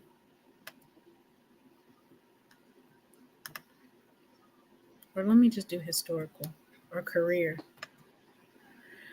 All right, so in 2023, he played 11 games. He had 22 solo tackles, 16 assists for 38 total tackles, 1 forced fumble, And in 2022, he had 11 games played for 20 solo tackles, 16 assists, and for 36 total tackles. How many sacks did he have? 9.5 sacks in 2022 for 62 yards, and then 9 sacks for 36 yards in 2023. Oh yeah, so he's consistent. That means that he ain't gonna get no. He's not gonna go too far up or too far down when it comes to sacks. And basically, Malachi uses power to get to the quarterback. But are they running the same defense this year? Yeah. No, they're not. Yeah, they are. Yes, they Their are. defense. I thought some of their defensive coaching staff left, didn't it? But if your head coach was the defensive coordinator, why would you change it up though? Okay, who is this? Alcorn. Alcorn. Oh yeah, they're gonna go 3-4. Yeah, he gonna run that defense that Jay Hobson ran. That's what he's gonna. He'll bring pressure, but he's basically gonna run a odd front. But he'll come with them linebackers. Like Linebackers. The Yeah, linebackers. you talking about Cedric Thomas, right? yeah. Yeah, we're talking about Yeah, Alcorn. yeah. What kind of defense they're gonna win? Yeah, they're gonna running run. against? We used to call it Malachi some people gonna call it be a 50 series. The pros called it a 3-4. Yeah, that's Okay, what he's so gonna run. But he's gonna come. His pressure Alcorn comes is from his defensive ends, and it's gonna come from his linebackers. And then he might have Malachi. If he running that type of system, he might have Malachi be a stand-up outside linebacker. That kid is good. Wait a minute, don't you remember that Malachi? He the one that had that good game against Shadua's last game at Alcorn. I watched that game. Look, Did he knock Sonic rings out of him? No, that was him.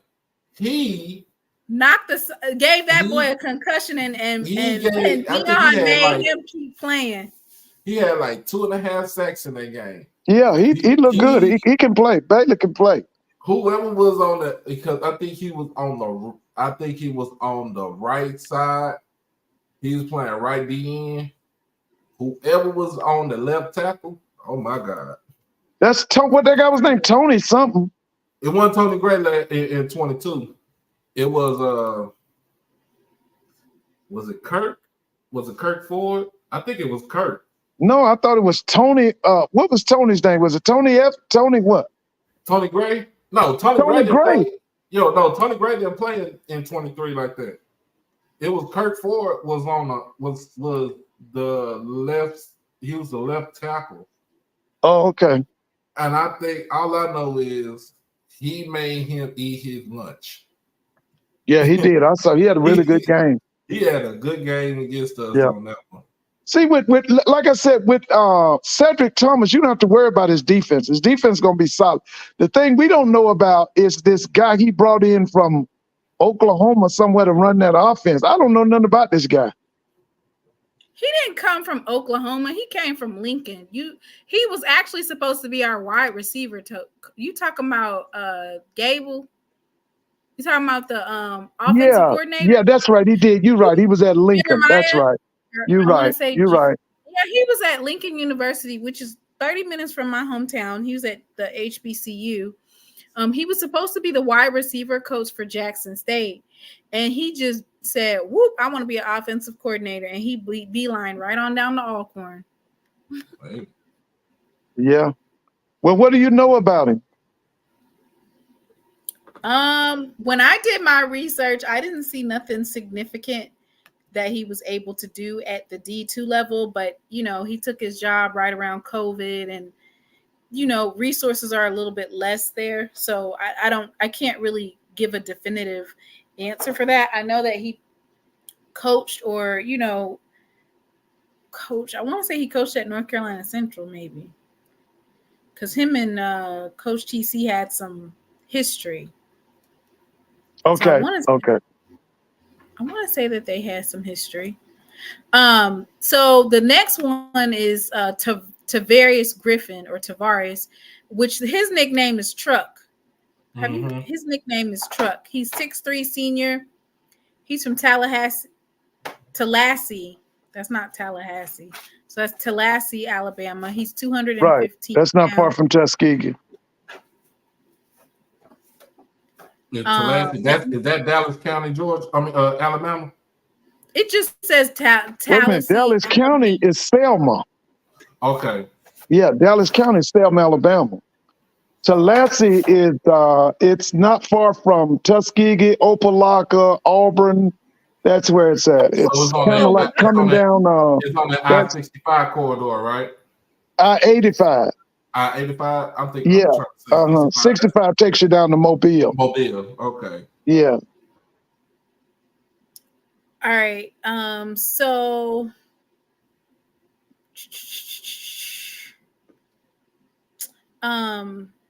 as the tight end, he's had in 2023, he had 25 receptions for 317 yards, 4 touchdowns, his longest being 52 yards. 2022, he played in 11 games for 6 receptions, 92 yards, and 1 touchdown. 2021, 10 games played for 9 receptions, 119 yards, and 2 touchdowns. Now, who is this? Truck. He's a tight end. And he's at Alcorn? Yeah, he's the other player that's coming for SWAC Media Day. Okay, all right. All right, let's see who we have up next. Raymond Woody III. Oh yeah. He did some recruiting for his daddy. He talked to a number of kids out in the West, and he brought some of them kids with him. And Traverse Hammond. I don't know him. What does he play? Offensive line. Okay. So that means he probably was there last year. Raymond Woody III. Let me see what his stats are. You gotta be from Cal. You're gonna look at his stats. California Golden Bear Athletics. Mm-hmm. He actually signed originally with Florida State. What? Yeah, Raymond Woody Jr. originally signed with Florida State. Yeah, because Woody he's was a over third. there. He's not the junior. Coach is the junior. He's the third. But he was over there when Taggart was the head coach at Florida State. Right, really, yeah. Okay. 6 foot, 200 pounds. He's from Palmetto, Florida. That's his hometown.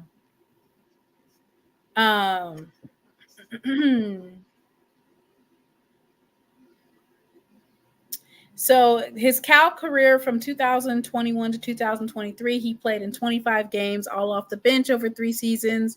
He contributed to 23 tackles, 0.5 tackles for a loss, and 1 fumble recovery. They didn't say anything because he returns punts and kickoffs. Okay, let me look. Say anything about that? So he's on special teams?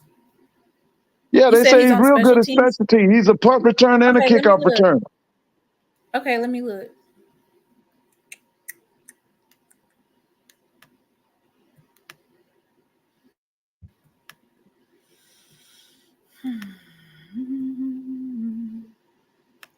Lord.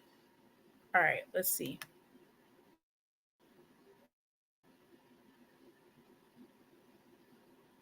I don't see any here. That would be offensive, right? He's supposed to be a punt returner, a kickoff returner also. Well, you might be up for a surprise then. I don't see anything on here about that. Punt return, special team. It did say, huh? You talking about I his didn't see special anything on team? special teams. Right, it's not on there. All right. Doc, you know who the second person is? Offensive lineman. I never heard of him. What's his name?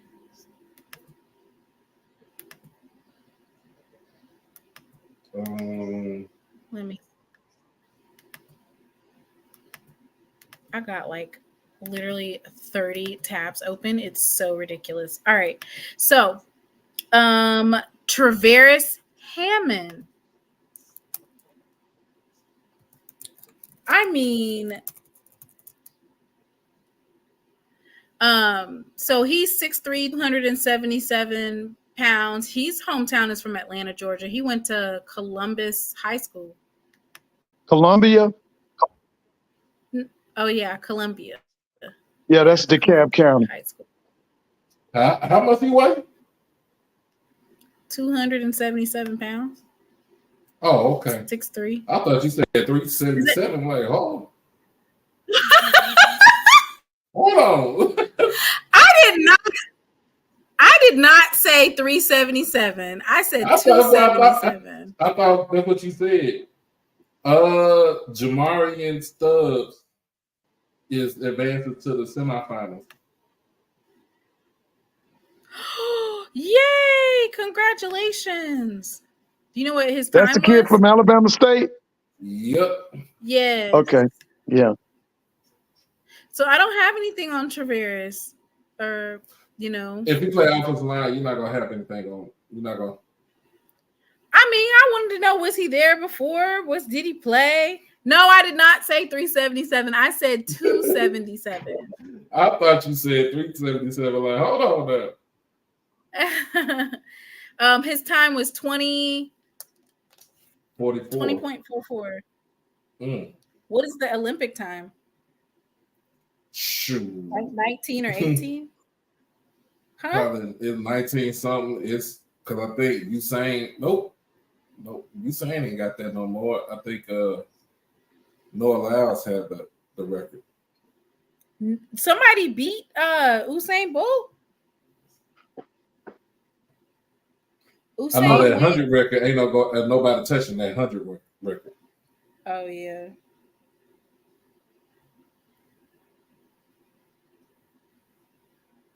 So, just as a sidebar, Mr. Ford, what do you think about LeBron's son getting drafted to the Lakers?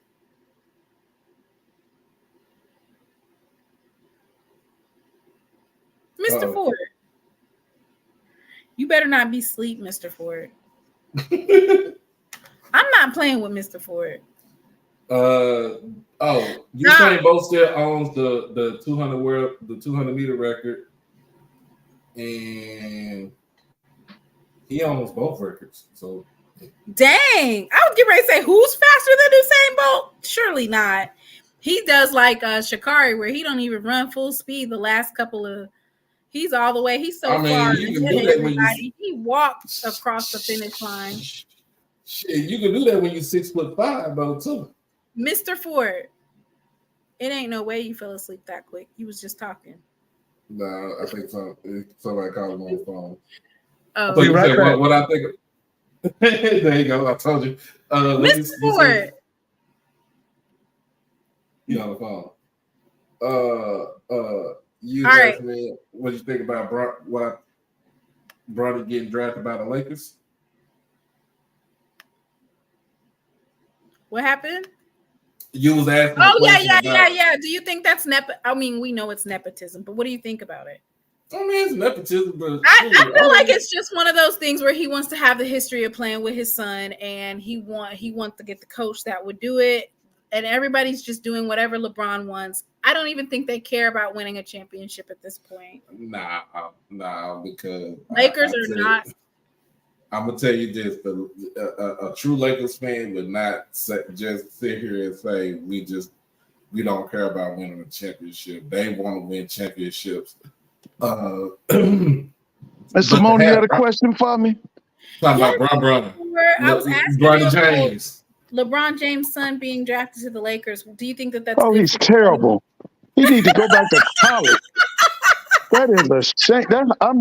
You know what? After the Hawks picked that, listen, like I told you earlier, the boy that the Hawks drafted number 1, I doubt if he could beat Asia Wilson one-on-one. Whoa! And LeBron James' son, I don't know what that's all about. He needs to go back to college. He was not standing at Southern Cal. And everybody says the best one is going to be the youngest son, not him. Talking about Bryce. Yeah, they said he got the jumper. They're gonna be about what 6'8", 6'9"? Yeah. So is it a shame? Huh? Are they making a sham out of professional basketball? Yes, they are. But I mean, we got all these ball players, and you go and get these undeveloped kids from France. What is that all about? But you know what though, Mr. Floyd, y'all, the draft this year's draft was not the strongest. It was one of the weakest drafts in the last. Yeah, them kids. Now the kid that they say didn't want to come to Atlanta, that we found out his agent didn't want him to play with Trae Young because they felt that with him coming here to play with Trae Young, he would not develop as a player because Trae Young hogs the ball too much. Ball hog. Yeah, he's a ball hog. He's a ball hog. All right, so you've been studying Bethune-Cookman. Tell me about that offensive line, Mr. Ford. Are they cooking over there with that offensive line? Yeah, they brought some big guys. I think a lot of them are physical. You know, Rick Ross's son is coming, and they brought in some junior college kids. You know who else is big? Big boy. Big boy's son's playing football too, ain't he? Yeah, he's coming from Oregon. Mm-hmm. Yeah, he's coming. But the one that probably will play the quickest will be Rick Ross's son. I thought you needed Ed Reed to get all these things done. I told you. They said that this guy, Coach Woody, was the recruiter of the year for 3 conferences.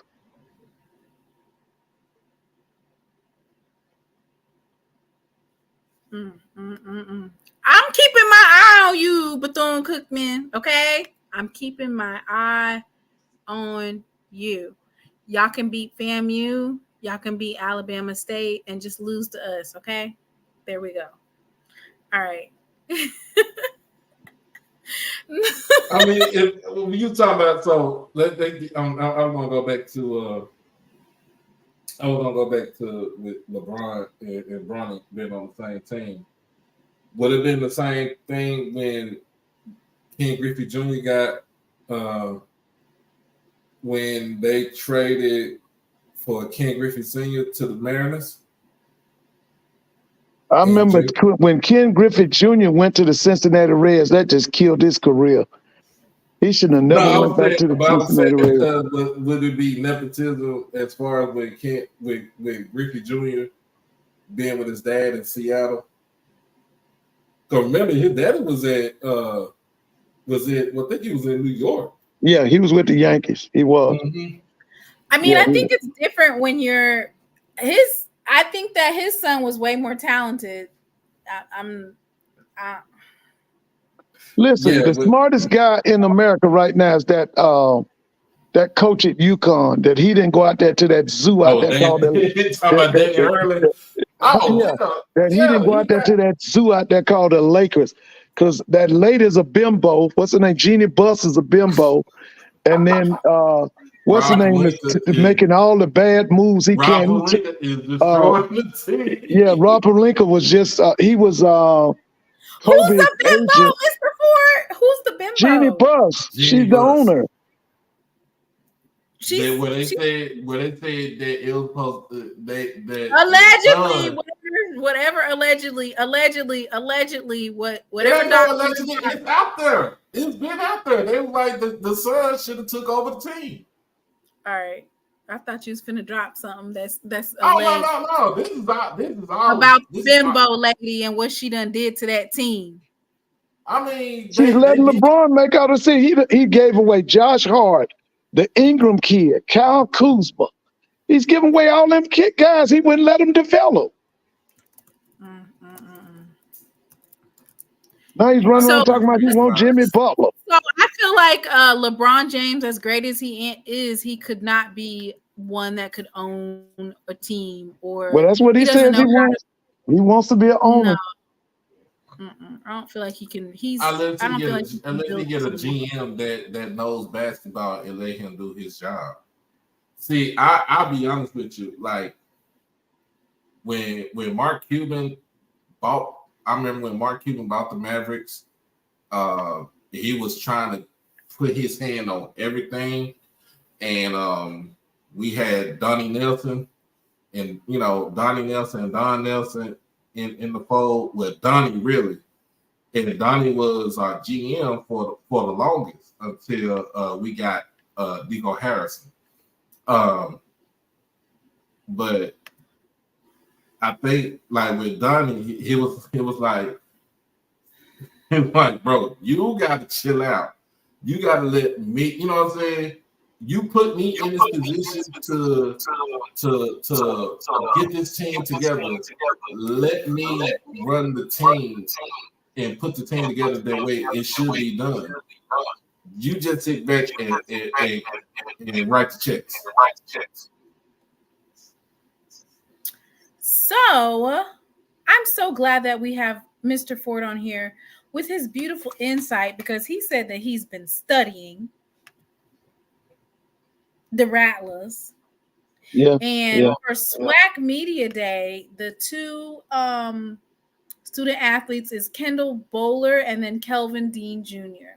So Kendall Bowler is a defensive back. He's 6 foot. Get a chance. He should get a chance at the NFL. I like the way he jumped in routes, man. Pounds. Yeah, he's got hype. Isn't he? What about 6'2"? Is he 6? What is he?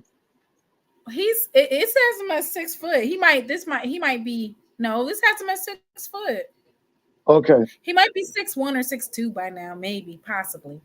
I like the way he jumped in routes, man. He has an instinct at that corner position. Mm-hmm. His previous school was Mercer. In 2023, he's preseason All SWAC first team, preseason Phil Steele All SWAC first team, SWAC Commissioner's Honor Roll. That's good.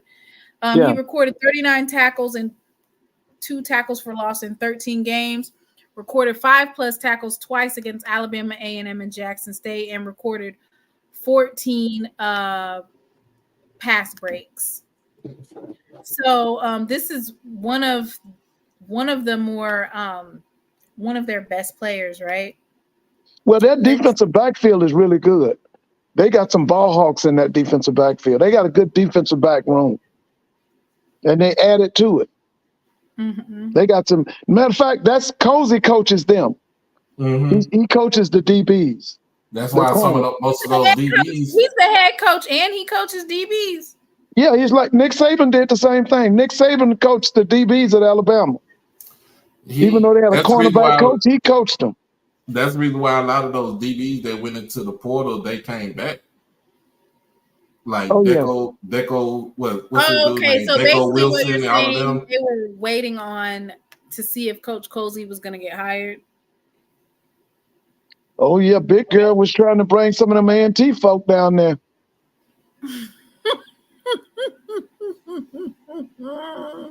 No, she was not. What A&T folk? She was listening to. They told you she was listening to what coach's name? Where did you get that from? The person that she was trying to get was not from A&T. Yes, he was. He was a coach at A&T. He's a head coach at Fort Valley. She even talked to Trey Oliver. Trey Oliver used to be on the staff at A&T. That guy that's at Fort Valley State, he was on the staff at A&T. They were under what's that big guy name? He came from Broadway. All them guys work for Broadway. That's her guru. Broadway is her guru. When she's always calling him, asking him what he thinks on different things. That's her guru is Broadway. Is Broadway a FAMU alum? No, Broadway finished North Carolina, Chapel Hill. But he sure did. I'll tell you this though. He sure Mr. Ford, did. Are you tight with the ins and outs of that HBCU gossip circle in the ATL? Do you be knowing the ins and outs? Oh yeah, I just talked to the alums up here. I just talked to them. That's why. Listen, the other night when y'all brought that guy in from A&T, that's why I got off the line, because he's delusional. Because you made the statement, you told him, you said, what about A&T getting beaten up? He said, no, we're going to be better. No, they not. Not only that program has been destroyed.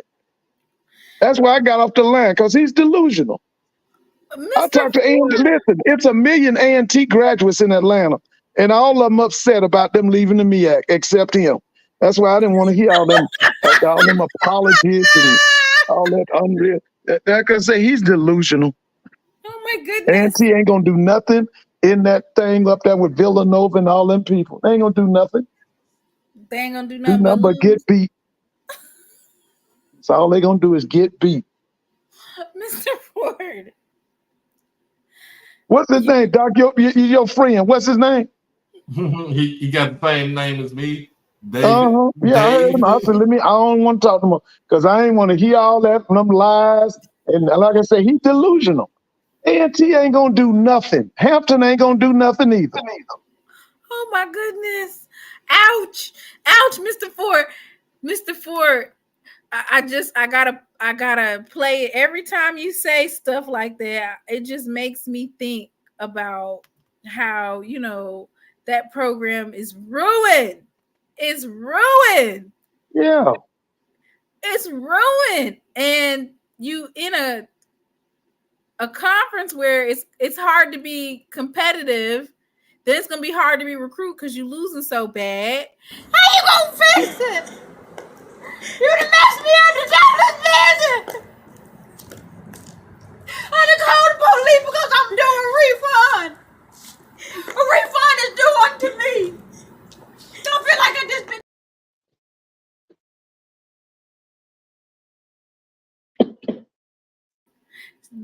So Mr. Ford, what about bringing back Coach Washington? You to my Sam? Yeah. I wish. He should now. If they get rid of Maynard at Alabama A&M, he should be one of the people considered to try to get Sam at Alabama A&M. Sam is good. Sam knows his stuff now.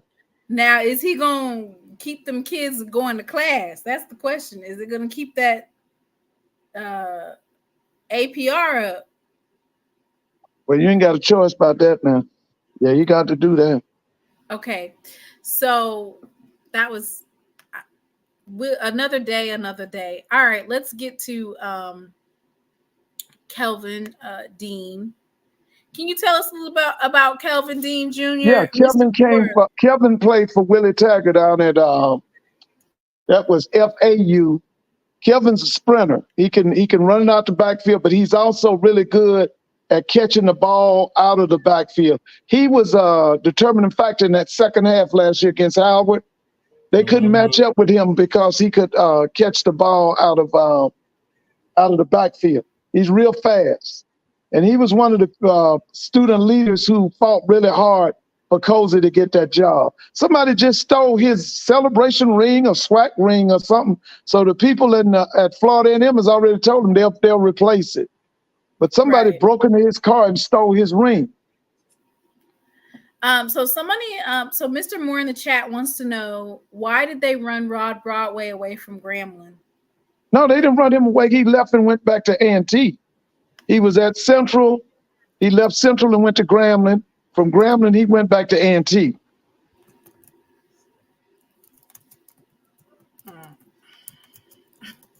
Whitley, I was cut. Doc's friend that comes on here and tell them lies about A&T. That's who I was saying was delusional. He told me that they lost 27 straight games. They did. They did. How do you 27 straight games, Mr. Ford? Can you tell us what was going on in the program? They were having APR issues. That was Broderick Fobbs' dad. That was Alonzo Lee. You talking about A&T? Lee Fobbs. How did they lose, Mr. Ford? How did they lose 27 straight games? The same way you can lose 80 straight games. Yeah. They had some 80 straight games. Prairie View, didn't it? Prairie View did. Yeah, Jimmy Benson them cut off the scholarship money. 80 straight games. Yeah. Mm-hmm. It was the late 80s and the 90s, wasn't it? Yes, it was. Why? Because they were focused on athletic. No, General Beckton was a 3 or 4 star general. He came in as president, and he cut off the football scholarships because somebody was stealing financial aid from the football team as far as the scholarships go. So what they did was Prairie View self-imposed they had a self-imposed sanctions on them. They took away football for at least one year. They brought it back. Instead of bringing it back as a full-fledged football team, they brought it back as a club team. So when you have a club team, you don't have scholarships. So for pretty much majority of the 90s, they did not have scholarships whatsoever. Yeah. So they just played money games all over the place? It wasn't saying money game, but at the end of the day, when you're trying to recruit, what can you get? What can you offer a kid when you don't have scholarships? Yeah, the guy that brought that program back at Prairie View was named Henry Frazier. You remember him? Mm-hmm. He's up at Virginia State, he brought in that kid, KJ Black, I think his second or third year. Mm-hmm. Yeah. Lord, those dark days I thought Jackson State dark days was bad. No. What I'm talking about, when I was going to the State Fair Classic in the early and mid 90s, we talking about Prairie View playing Grambling. Grambling was putting like 60, 70 points on Prairie View every game. Yeah, because one time they didn't even let Prairie View come. Remember, they brought A&T out there. Yep. That was the year that Prairie View suspended the football program. Right. They brought A&T and that was Maynard was the quarterback of A&T's team. Okay, Coach Maynard, they bringing back some history. Let me write that down so when I if I'm at SWAC Media Day and I get a chance to interview him, I'll ask him about that game. You said in the 90s or the 80s? It was 19. It had to be 1990 because Prairie View, like I said, Prairie View didn't come back until a club football team until 1991. So you talking about they were worse than Valley, and we talking about at the time we had. It was probably 8 teams in the SWAC. He said that record will never be broken. It would never, like for real. Blues not lying. I'm not lying. That record would never be broken. You talking about Prairie View had the longest losing streak. They even broke a record for the longest losing streak because Columbia University had the longest losing streak at 44 games. They broke that in like 1993. The losing streak ended against Langston too. Langston University so their in 1998. Losing streak was probably close to 100 games. I'm not laughing. I'm not laughing. No, but it was serious. They played. I promise you, they played. Who was it? They played. I think Alabama. They should have been playing. If they would, do you think they would have got beat by high school teams? Yes. One of those blue blood high school teams in Texas. Yes. They played. I think Alabama State put up 92 on them. Yeah, I think so. I remember that. That was Houston Markham's team. Yeah. Yes, put up 92. Yeah, they did. Dark times. Oh, right. it ain't bad. It ain't like bad. When SMU came out the death penalty, they did the same thing. They came in as almost like a club team. They didn't have no scholarships. They more on academics. They played University of Houston down in the Astrodome, and U of H put up 98 on their ass. Mr. Ford. 95. They put up 95. Do you remember Coach Joe Taylor from Hampton? Listen. I remember when Joe Taylor used to be the defense coordinator for Coach Port at Howard. And then he left Howard and had a powerhouse at Virginia Union. He had a boy named Malcolm Barnwell, went to the Raiders. And then in the 90s, we called him Slick Harvey. His name was Dr. William Harvey. He brought Joe Taylor from Virginia Union to Hampton. Yeah, I remember Joe Taylor. Joe Taylor was coaching when I was in high school. Didn't Joe Taylor coach Justin Durant? at I think so. Yeah, he did. Yeah, because because I remember Durant was with the Cowboys. We had drafted him from Hampton. Yeah. Joe go way back, man. It was so funny back in the late 90s, early 2000s. Cowboys we was on the prowl with drafting HBCU players. We got Jason Hatcher from Grambling. Oh my God! Yeah, Jason. He was a godsend for us because he was on the defensive line. But yeah, man, that was some dark days for Prairie View when they won against Langston. I was in Memphis for the Southern Heritage Classic, and I was at the hotel. We had just finished our game against Tennessee. We just finished the game against Tennessee State. We was at the hotel, and we looked on ESPN. They said they brought up the thing on the bottom on the ticket like Prairie View wins their first game in 10 years. Yeah, and while they during that period they had the highest GPA of any school in the country because a bunch of them players were engineering majors, and the GPA was real high for the team. But they was hiring coaches every 2 years, like you changing your draws. Yeah, it was Haney. Remember Haney was out. Haney Catchings. Haney was out there. Yeah, that's the one who kind of he severely screwed them over though. Yeah. Catchings, Beard was a head coach for 2 years. It's more names I can think of. But yeah, Timona. Heisman Norton was out there, right? Heisman Norton was out there. He was in the early 2000s.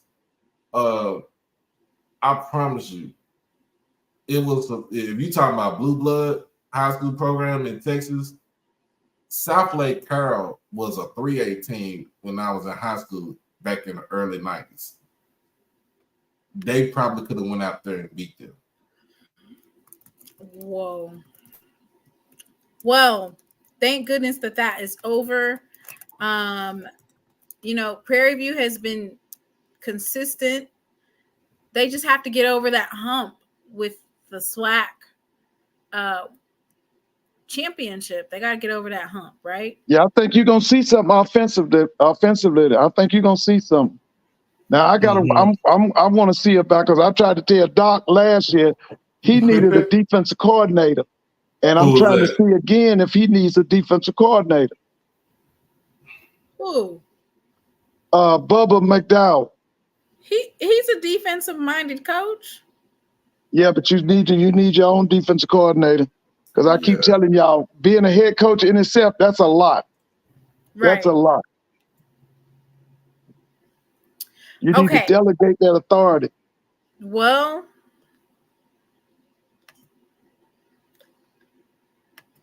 all right. So let's go back to, we've gotten through like four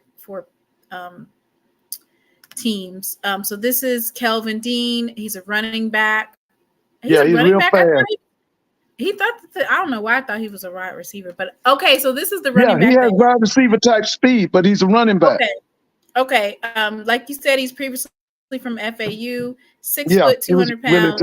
Really he was Celebration Bowl offensive MVP, recorded 73 carries for 376 yards, recorded 6 touchdowns, recorded a career high 83 rushing yards at Texas Southern. This is one of those players that Coach Willie Simmons was able to get in from last year, and he likes. His hometown is very close to Tallahassee. He's from Chipley, Florida. Yeah, he's from Chipley. Yeah, that's down the road, ain't it? I didn't think. How far is that from Tallahassee? I think it's down the road from Tallahassee. I think it's. Is that in the Panhandle? And you know what? So. I think that's probably what Coach started doing, which was looking for FBS talent, but also looking for them from from the state of Florida, right? So anybody that wanted to come home, he was trying to bring them back. We got the Florida boys, so they're basically looking for kids that are originated out of Florida that right, and went somewhere. Yeah, he was trying to bring. He would let them kids know, if you want to come home, I got a place for you.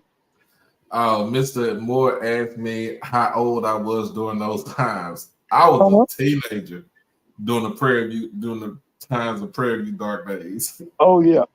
I was a teenager. I had the first game I went to. I was 11 years old. So yeah, I was. So I've been going there. I've been going to State Fair class since I was 11. Since when I moved in with my uncle and my aunt is a Prairie View alum.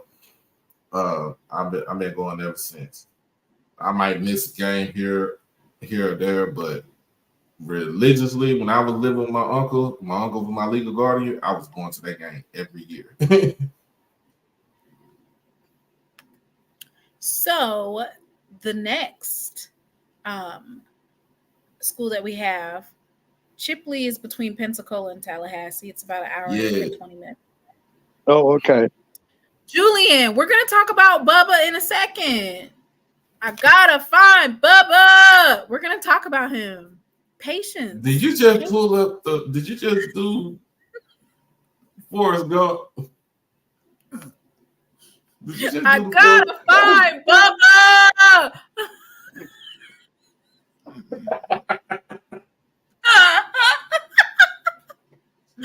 Okay, let me stop playing. Okay, Grambling, dear Grambling, we love you, dear. We're loyal to thee. And Miles Crawley. Listen, let me tell you something. From what I'm hearing, they not giving that job to Miles Crawley.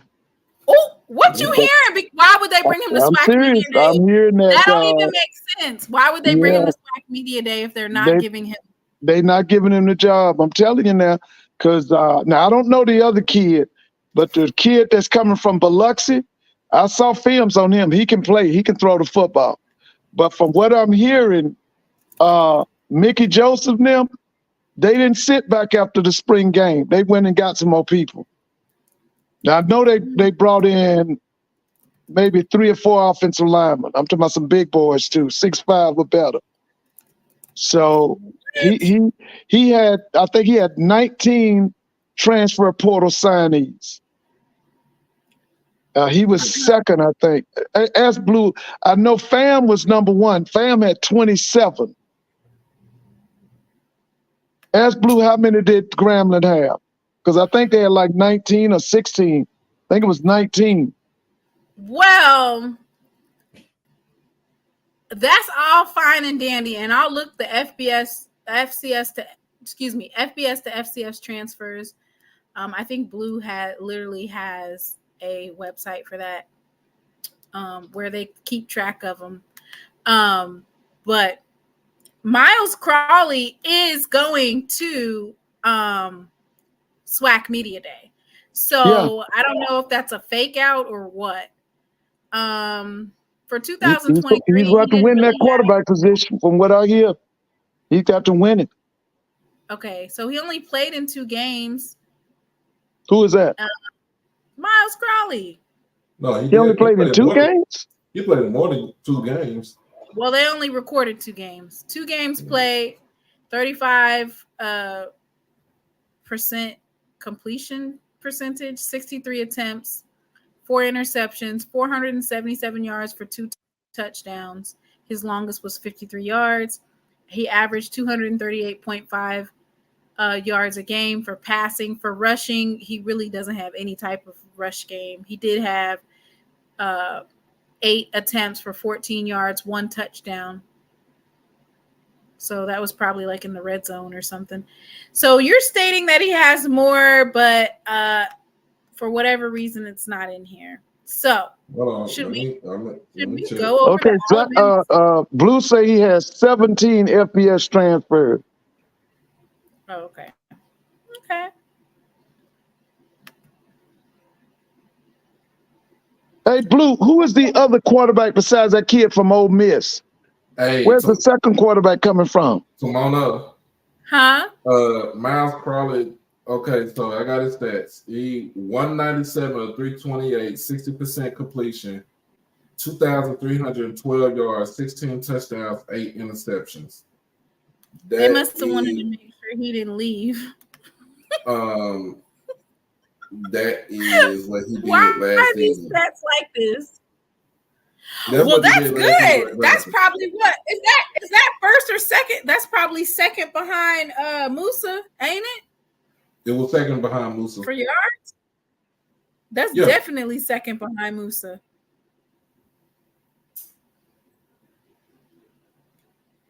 Ashton Fry from Jacksonville State. Mr. Oh, you got a Ford. kid from Jacksonville. Okay.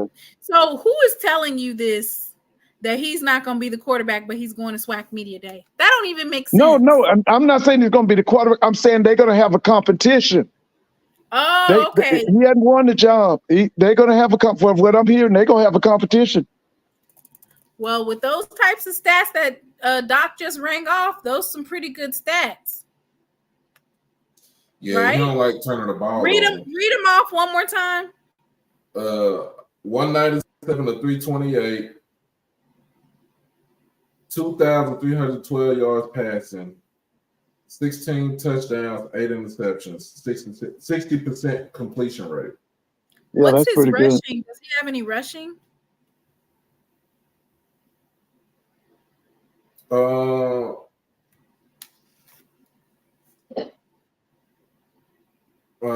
He didn't rush that much. He was like minus 70 in rushing.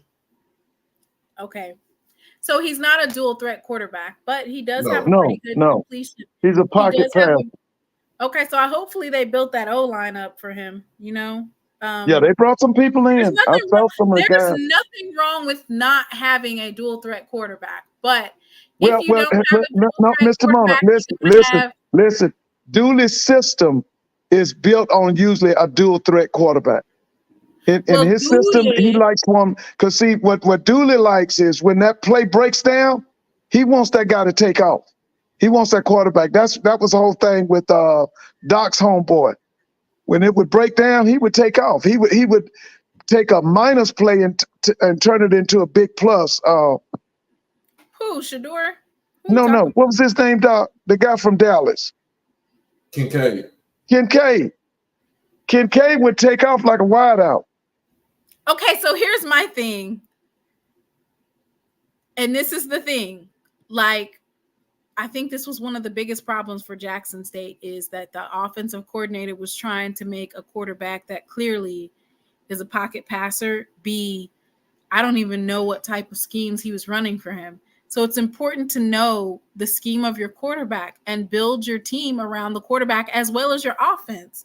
Like 60% completion in the SWAC, that's pretty good. Yeah. So I know that they're trying to make it competitive. They're probably trying to bring in some dual threat quarterbacks, but at the same time, build around your quarterback. Do you see what Dion did? He built around his quarterback. Yeah, but today you really don't have a choice about dual threat quarterbacks because these defensive linemen, these linebackers, especially these edge rushers, they're so fast. You got to be able to escape. Like that kid that left FAMU, that kid was a missile. That Anthony Dunn, man, when he set sights on you, he was coming to get you. James Houston, if you couldn't escape, James Houston was gonna hurt you. I don't even know what those moves were that he was doing in the NFL. He did one where he stutter step like a 2 to 3 4 step and went around the offensive lineman and tackled the mess out of the quarterback. I was like, what? I ain't never seen that before. Yeah, but I'm telling you, the way when you got these fast defensive linemen, especially these edge rushers, you cannot stand in that pocket. And see, the thing with Jackson last year, the problem that they had with the first kid, what is his name, Brown? Mm-hmm. Brown was the kind of quarterback that needed to have 2 tight ends on the field.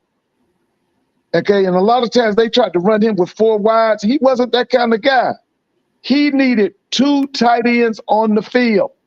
And when Jackson would play with 2 tight ends offensively, they were dominant. They could run it and they could throw it. Yeah, that offensive coordinator, it just broke down. Good Lord. All right. So next up, we have Quentin Talley. He's a defensive back, 180 pounds, from Duncan, South Carolina. He previously attended Holmes Community College. And let's see. In 2023, he had 12, or I'm sorry, not 12. 21 solo tackles, 10 assist tackles for a total of 31 tackles. Let me see if he had any tackles for loss. Nope. So, yeah.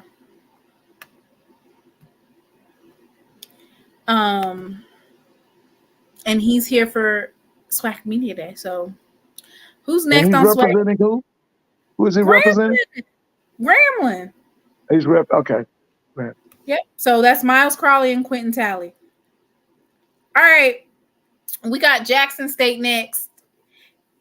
Isaias Guthrie, or excuse me, Isaias. Is it Isaias? I think it's Isaias. Isaias. Yeah, I thought so. He's going to have a big year this year. I mean, he's going to have a big year. This is his year, right? Yeah. I know that we still have some of our DB room is stacked. Last year, Jackson State finished for the regular season #1 in interceptions. And with the same defensive, with the defensive back coach now being the defensive coordinator, I feel like, and the cornerbacks assistant coach is now the defensive backs coach. I feel like there's enough continuity there that we should be able to, at least in the backfield, definitely take over. We got BJ Washington, Isaias Guthrie, K5, who is now no longer K5. He changed his number. Kivrick Wiggins. All right, so Isaias Guthrie is 6'1", 183 pounds. He was previously at Delaware State. He played in 11 games last year. He finished the season with 52 total tackles, including 34 solo stops and 1.5 tackles for loss, recorded 3 pass breakups, and he recorded a season-high 10 tackles against Texas Southern, finished with 9 tackles with 0.5 tackles for loss against UAPB, recorded 8 tackles against Texas State, and finished with multiple tackles in 10 of the 11 games. And guess what? He was playing in the box. That's the reason why his tackles was up as far as the safety was. Because he's more of a cover safety than a downhill safety. Because they didn't have we had Tim Stewart that played on one side. Then we rotated a lot when we brought in BJ Washington. BJ was the free safety. Tim could play the strong safety, but Tim could also play free safety. Isaias is more of he's a free safety. He wants to fly all around the ball and stuff like that. He's a playmaker. And last season he was basically pushed into playing strong safety. So he played more in the box, especially when our defense broke down when we was in that 3-3-5. What do you think about that, Mr. Ford? All that information he's giving you. Why? No, he's right.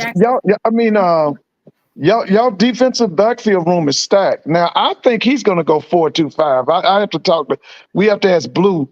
I think he's going to go 4-2-5. I think that 3-3-5 is going with him to South Alabama. We don't have to worry about that no more. But I think that now, what's his name again? Doc, what's his name? Terrell Quinn. Yeah, I think he's going to go 4-2-5. I think he will go 4-2-5. And then I think he'll go 4-2-5. And they're going to bring pressure. You got a player, when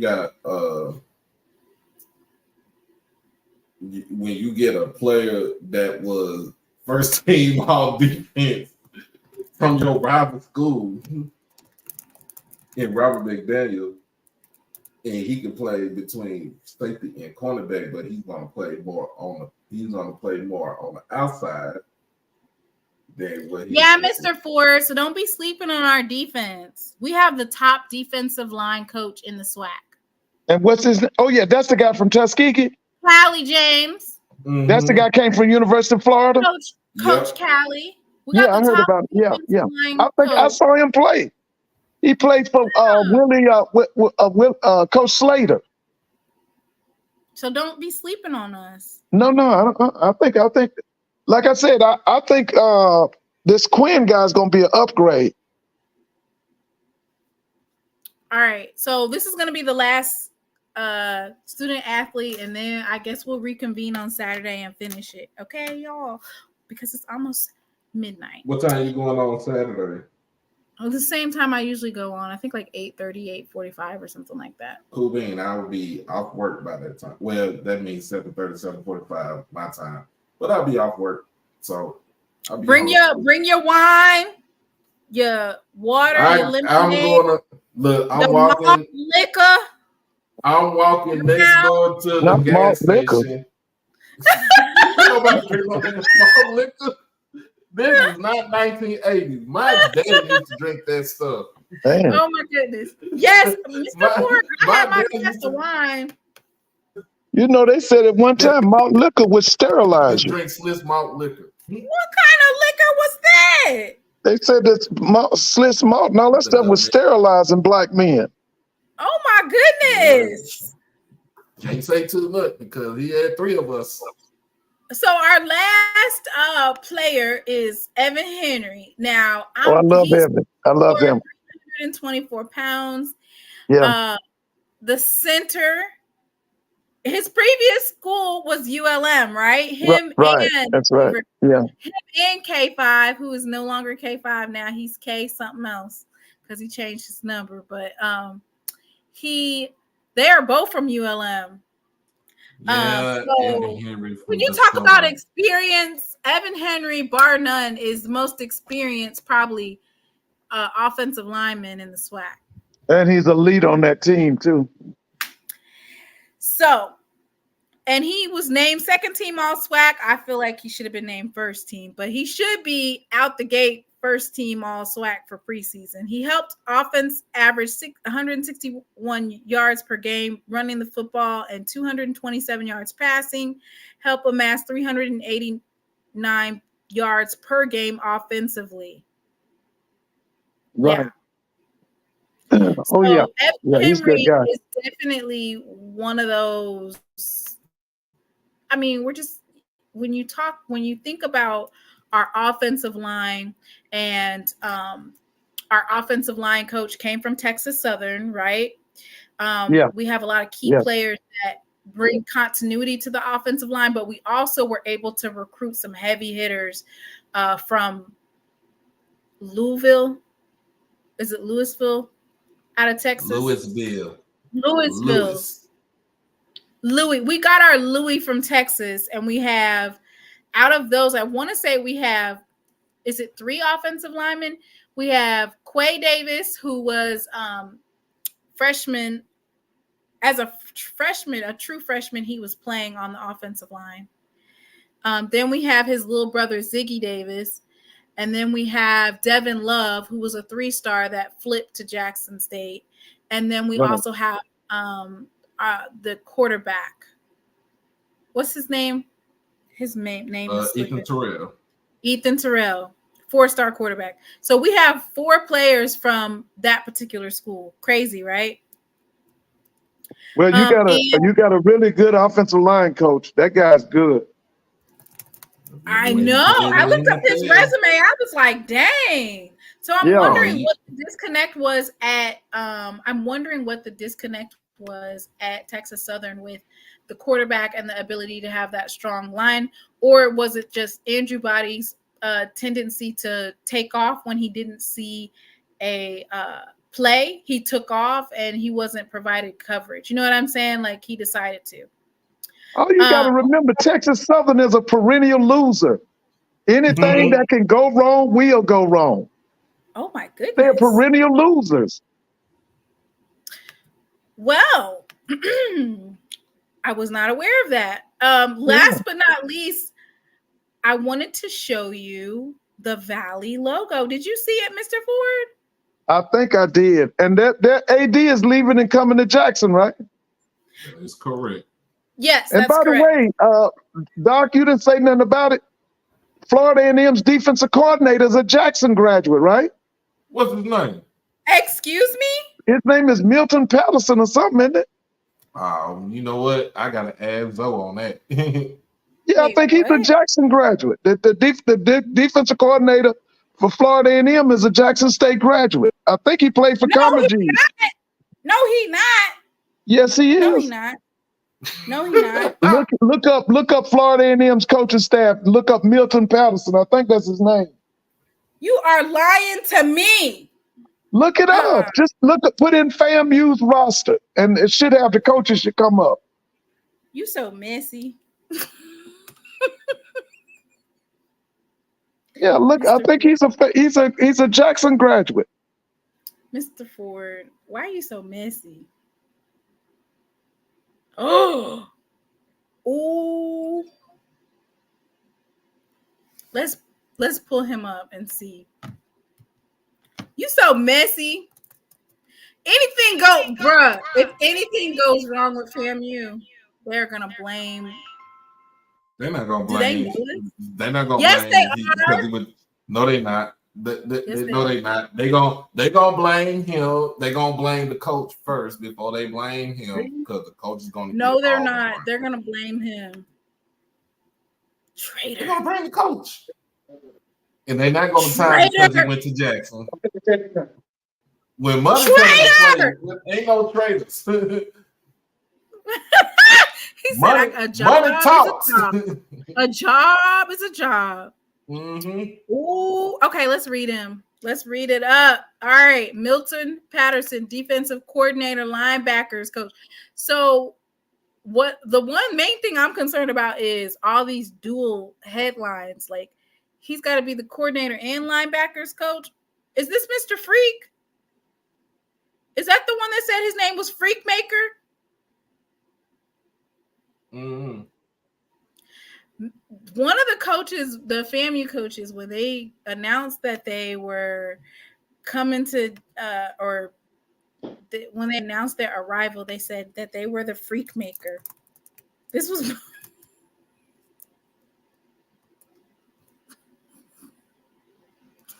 Lord, please don't.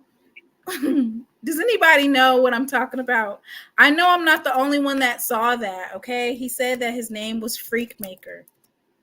Please don't be Jackson. Hey, what's the question, Mr. Moan? Is that the Freak Maker, Coach Patterson? I don't see what years he played at Jackson. I think he played for Coach Commerce. Well, all right. Oh, so he's been there for a long time. So Milton Patterson enters his fourth season with the Rattlers and first as the defensive coordinator to Florida A&M. So he's been there for a long time. You just being messy bringing up that he's graduated from Jackson State, Mr. Ford. But didn't he graduate from Jackson? Okay, so he worked at Jackson State from 2012 to 2014 as a defensive analyst, assistant strength and conditioning coach. Then he went to Valley. Then he went to Alabama State. Then he went to Clark Atlanta. Then he went to Fayetteville State. And then he went to Florida A&M. And it does say that Patterson was a 4-year letterman on the football team at JSU and that he earned his bachelor's of science in therapeutic recreation and recreational therapy. You didn't even have to bring that up, Mr. Ford. Yeah. I thought I heard that he was a Jackson graduate. But they listen. You're Mr. Moore, you're saying that, but okay. That's putting a lot on somebody to be a defensive coordinator and a linebackers coach. Well, let's see. I cannot believe that. But I mean, he's been there for a while. They brought somebody in to be the defensive line coach So he'll have the backers. Then you got the head coaches helping out with the defensive secondary. So that it's a lot of minds on that defensive side of the ball.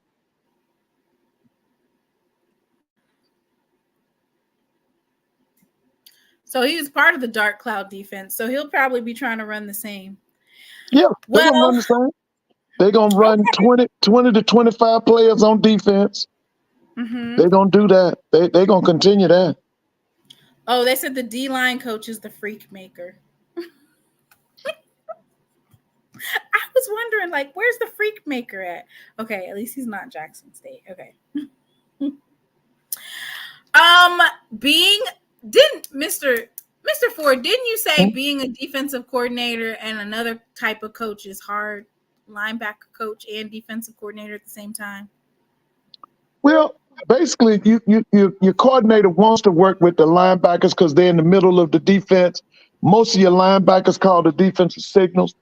Now, you have your defense coordinator is going to be with the DBs, so most of the coordinators are usually going to be linebacker coaches because the linebackers are the ones that call out the signals from the sideline.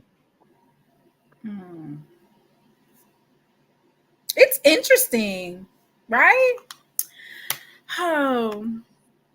So, Mr. Ford, so whose year do you think it is, just based off of all this studying that you've been doing? Who are you giving it to? You only studied 2 teams. The year the Rattlers again, they're going to run it back.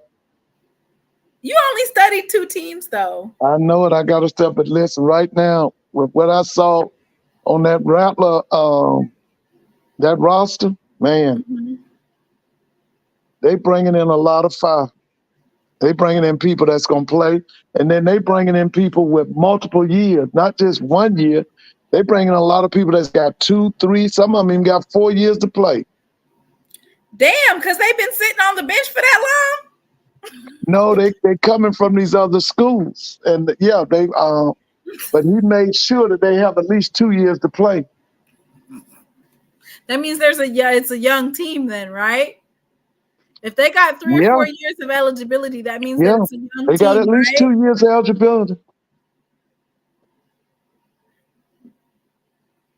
No, he has not looked at Jackson State's roster. He ain't got to study. No, I haven't looked at Jackson's roster yet. Well, I'm gonna leave out how I always do, and that is saying that,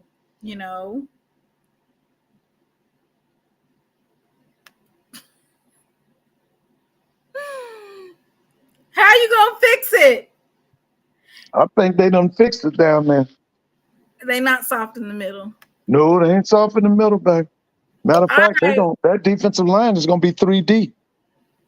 And then they said, where are you getting this information from? I'm serious. Listen, now the only thing, now one guy that they pushing is this kid from Iowa State. This is his 2nd year down there. They saying that he's going to be one of the linebackers, but they went and recruited a lot of linebackers. But the front 4 is set. I'm telling you, they 3 deep. They 3 deep. Went from they soft in the middle to now they 3 deep. They 3 deep, but you'll see. I don't know. Who holding you hostage? You'll see. You flip faster. But the thing that I want everybody to remember, don't listen to nothing about A&T. All that stuff that guy said the other night is a lie. If A&T wins 3 or 4 games, they've done well because they pitiful. That program is destroyed from where it was. And let me tell you, just like I told you, Dion could have built a FBS program in Jackson. If they had left Sam alone and kept that team in the MEAC, they too could have had an FBS program in FCS in the MEAC. So remember, that guy that was on the other night with them, he's delusional.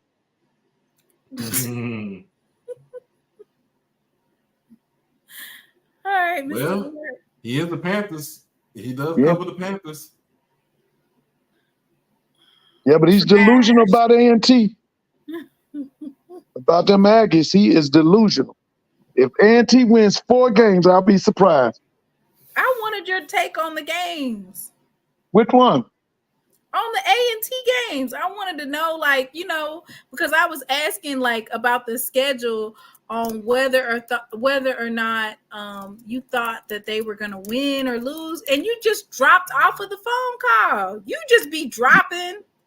Well, now listen, they're probably, can they beat Campbell? Doc, can they beat Campbell? I think they can beat Campbell. Okay, they can beat Campbell. Coach. Can they beat Elon? Yeah, they said they can beat Elon. Okay. Who said that? Who else can they beat on? They can beat Elon. What black schools are they playing? What HBCUs are they playing? Here you go, Mr. Ford. So do you think they're going to beat Wake Forest? No, they get beat by 60 points. Damn. Winston-Salem State? They win that. They win that. Winston-Salem. University of Delaware? No, they get blown out. By 40. Eagle Aggie or Aggie Eagle Classic? Well, you know, Trey is real young this year. That's a toss-up. Plus, that's a rivalry. Where's that? Is that in Durham or in? It's in Durham this year.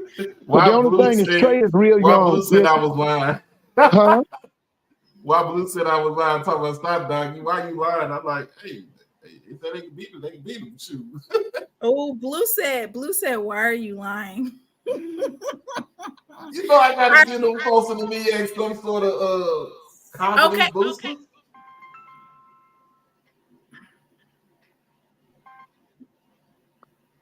Okay, who else? Okay, so North Carolina Central, you said that's going to be a toss-up. Toss-up. But North Carolina Central is very young. South Carolina State in Orangeburg. I think Chennis gets him. I think they lose to South Carolina. That's a young team. That's a young team too. No, let me tell you something. The only thing about Chennis Berry's team this year, that offense is going to roll because they physical up front. And that's all he needs. The thing is that everybody down here in Atlanta is talking about, they don't feel that South Carolina State has a championship defense. Ladarius said North Carolina Central soft in the middle. Yeah. Soft. Yeah. SAWF. I'm laughing. I did not say it. Okay. I didn't say that North Carolina Central was soft in the middle, because those folks will come at me with everything and call me everything but a child of God. I didn't say it. Ladarius Arsenault said it from Sudden. All right, Mr. Ford, what do you think about University of Richmond? They get beat down. Now, Richmond lost to Hampton last year. I don't think that's going to happen again. Wait a minute, was it Hampton? Yeah. Who beat Richmond last year? Some black school beat Richmond. No, it was Morgan State. Morgan State beat Richmond. You know they so you know what that's about. Hampton University. They got rid of their coach. That's another thing. We need to find out, why did they get rid of Prunty? I thought he was doing a good job up there. Mm-hmm. They own an interim coach, so I don't expect them to do nothing. Blue said that North Carolina Central's not soft in the middle. They're gonna be fine. Yeah, but they're young. They're young and inexperienced. If soft is quicksand, then that's a deadly middle defense. Okay. All right. All right. Campbell University in Buies Creek. What you think? They should beat Campbell. They should beat. Now, who is Bowie Creek? Bowie Creek is where it's at. It's in North Carolina. Oh, okay. Okay, so they go to Campbell.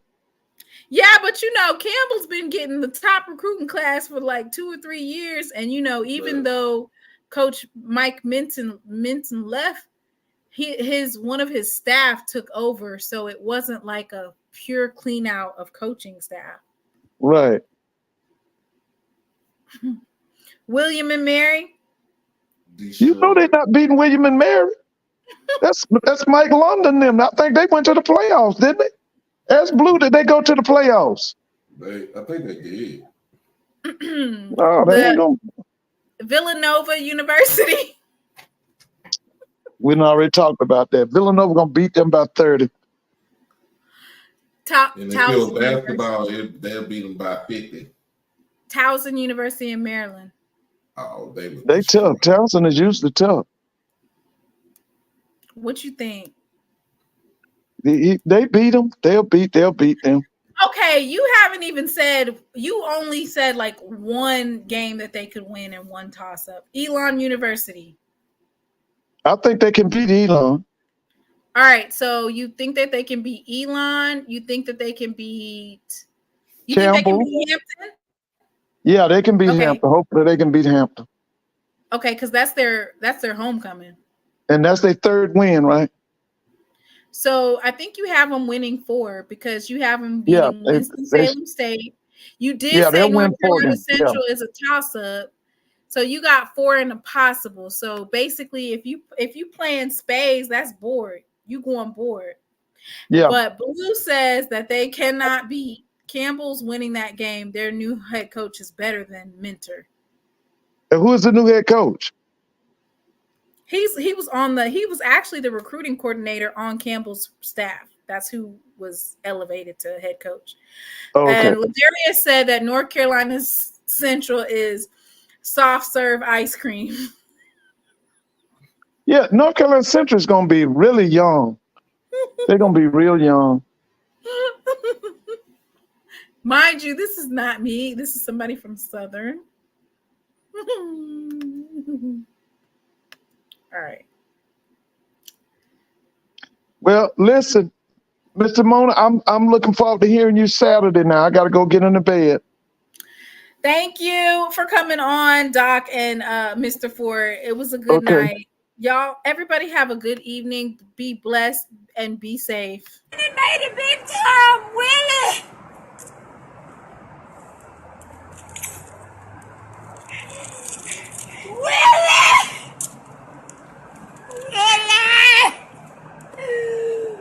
He gone, Willie. How you gonna fix it? You done messed me up the jobless visit. I done called the police because I'm doing a refund. A refund is due unto me. Don't feel like I just been abused out here today. God is pleased with this.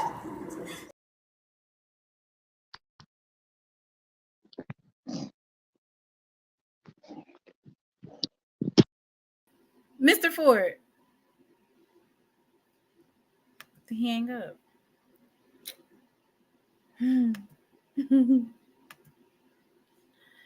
Everybody have a good night.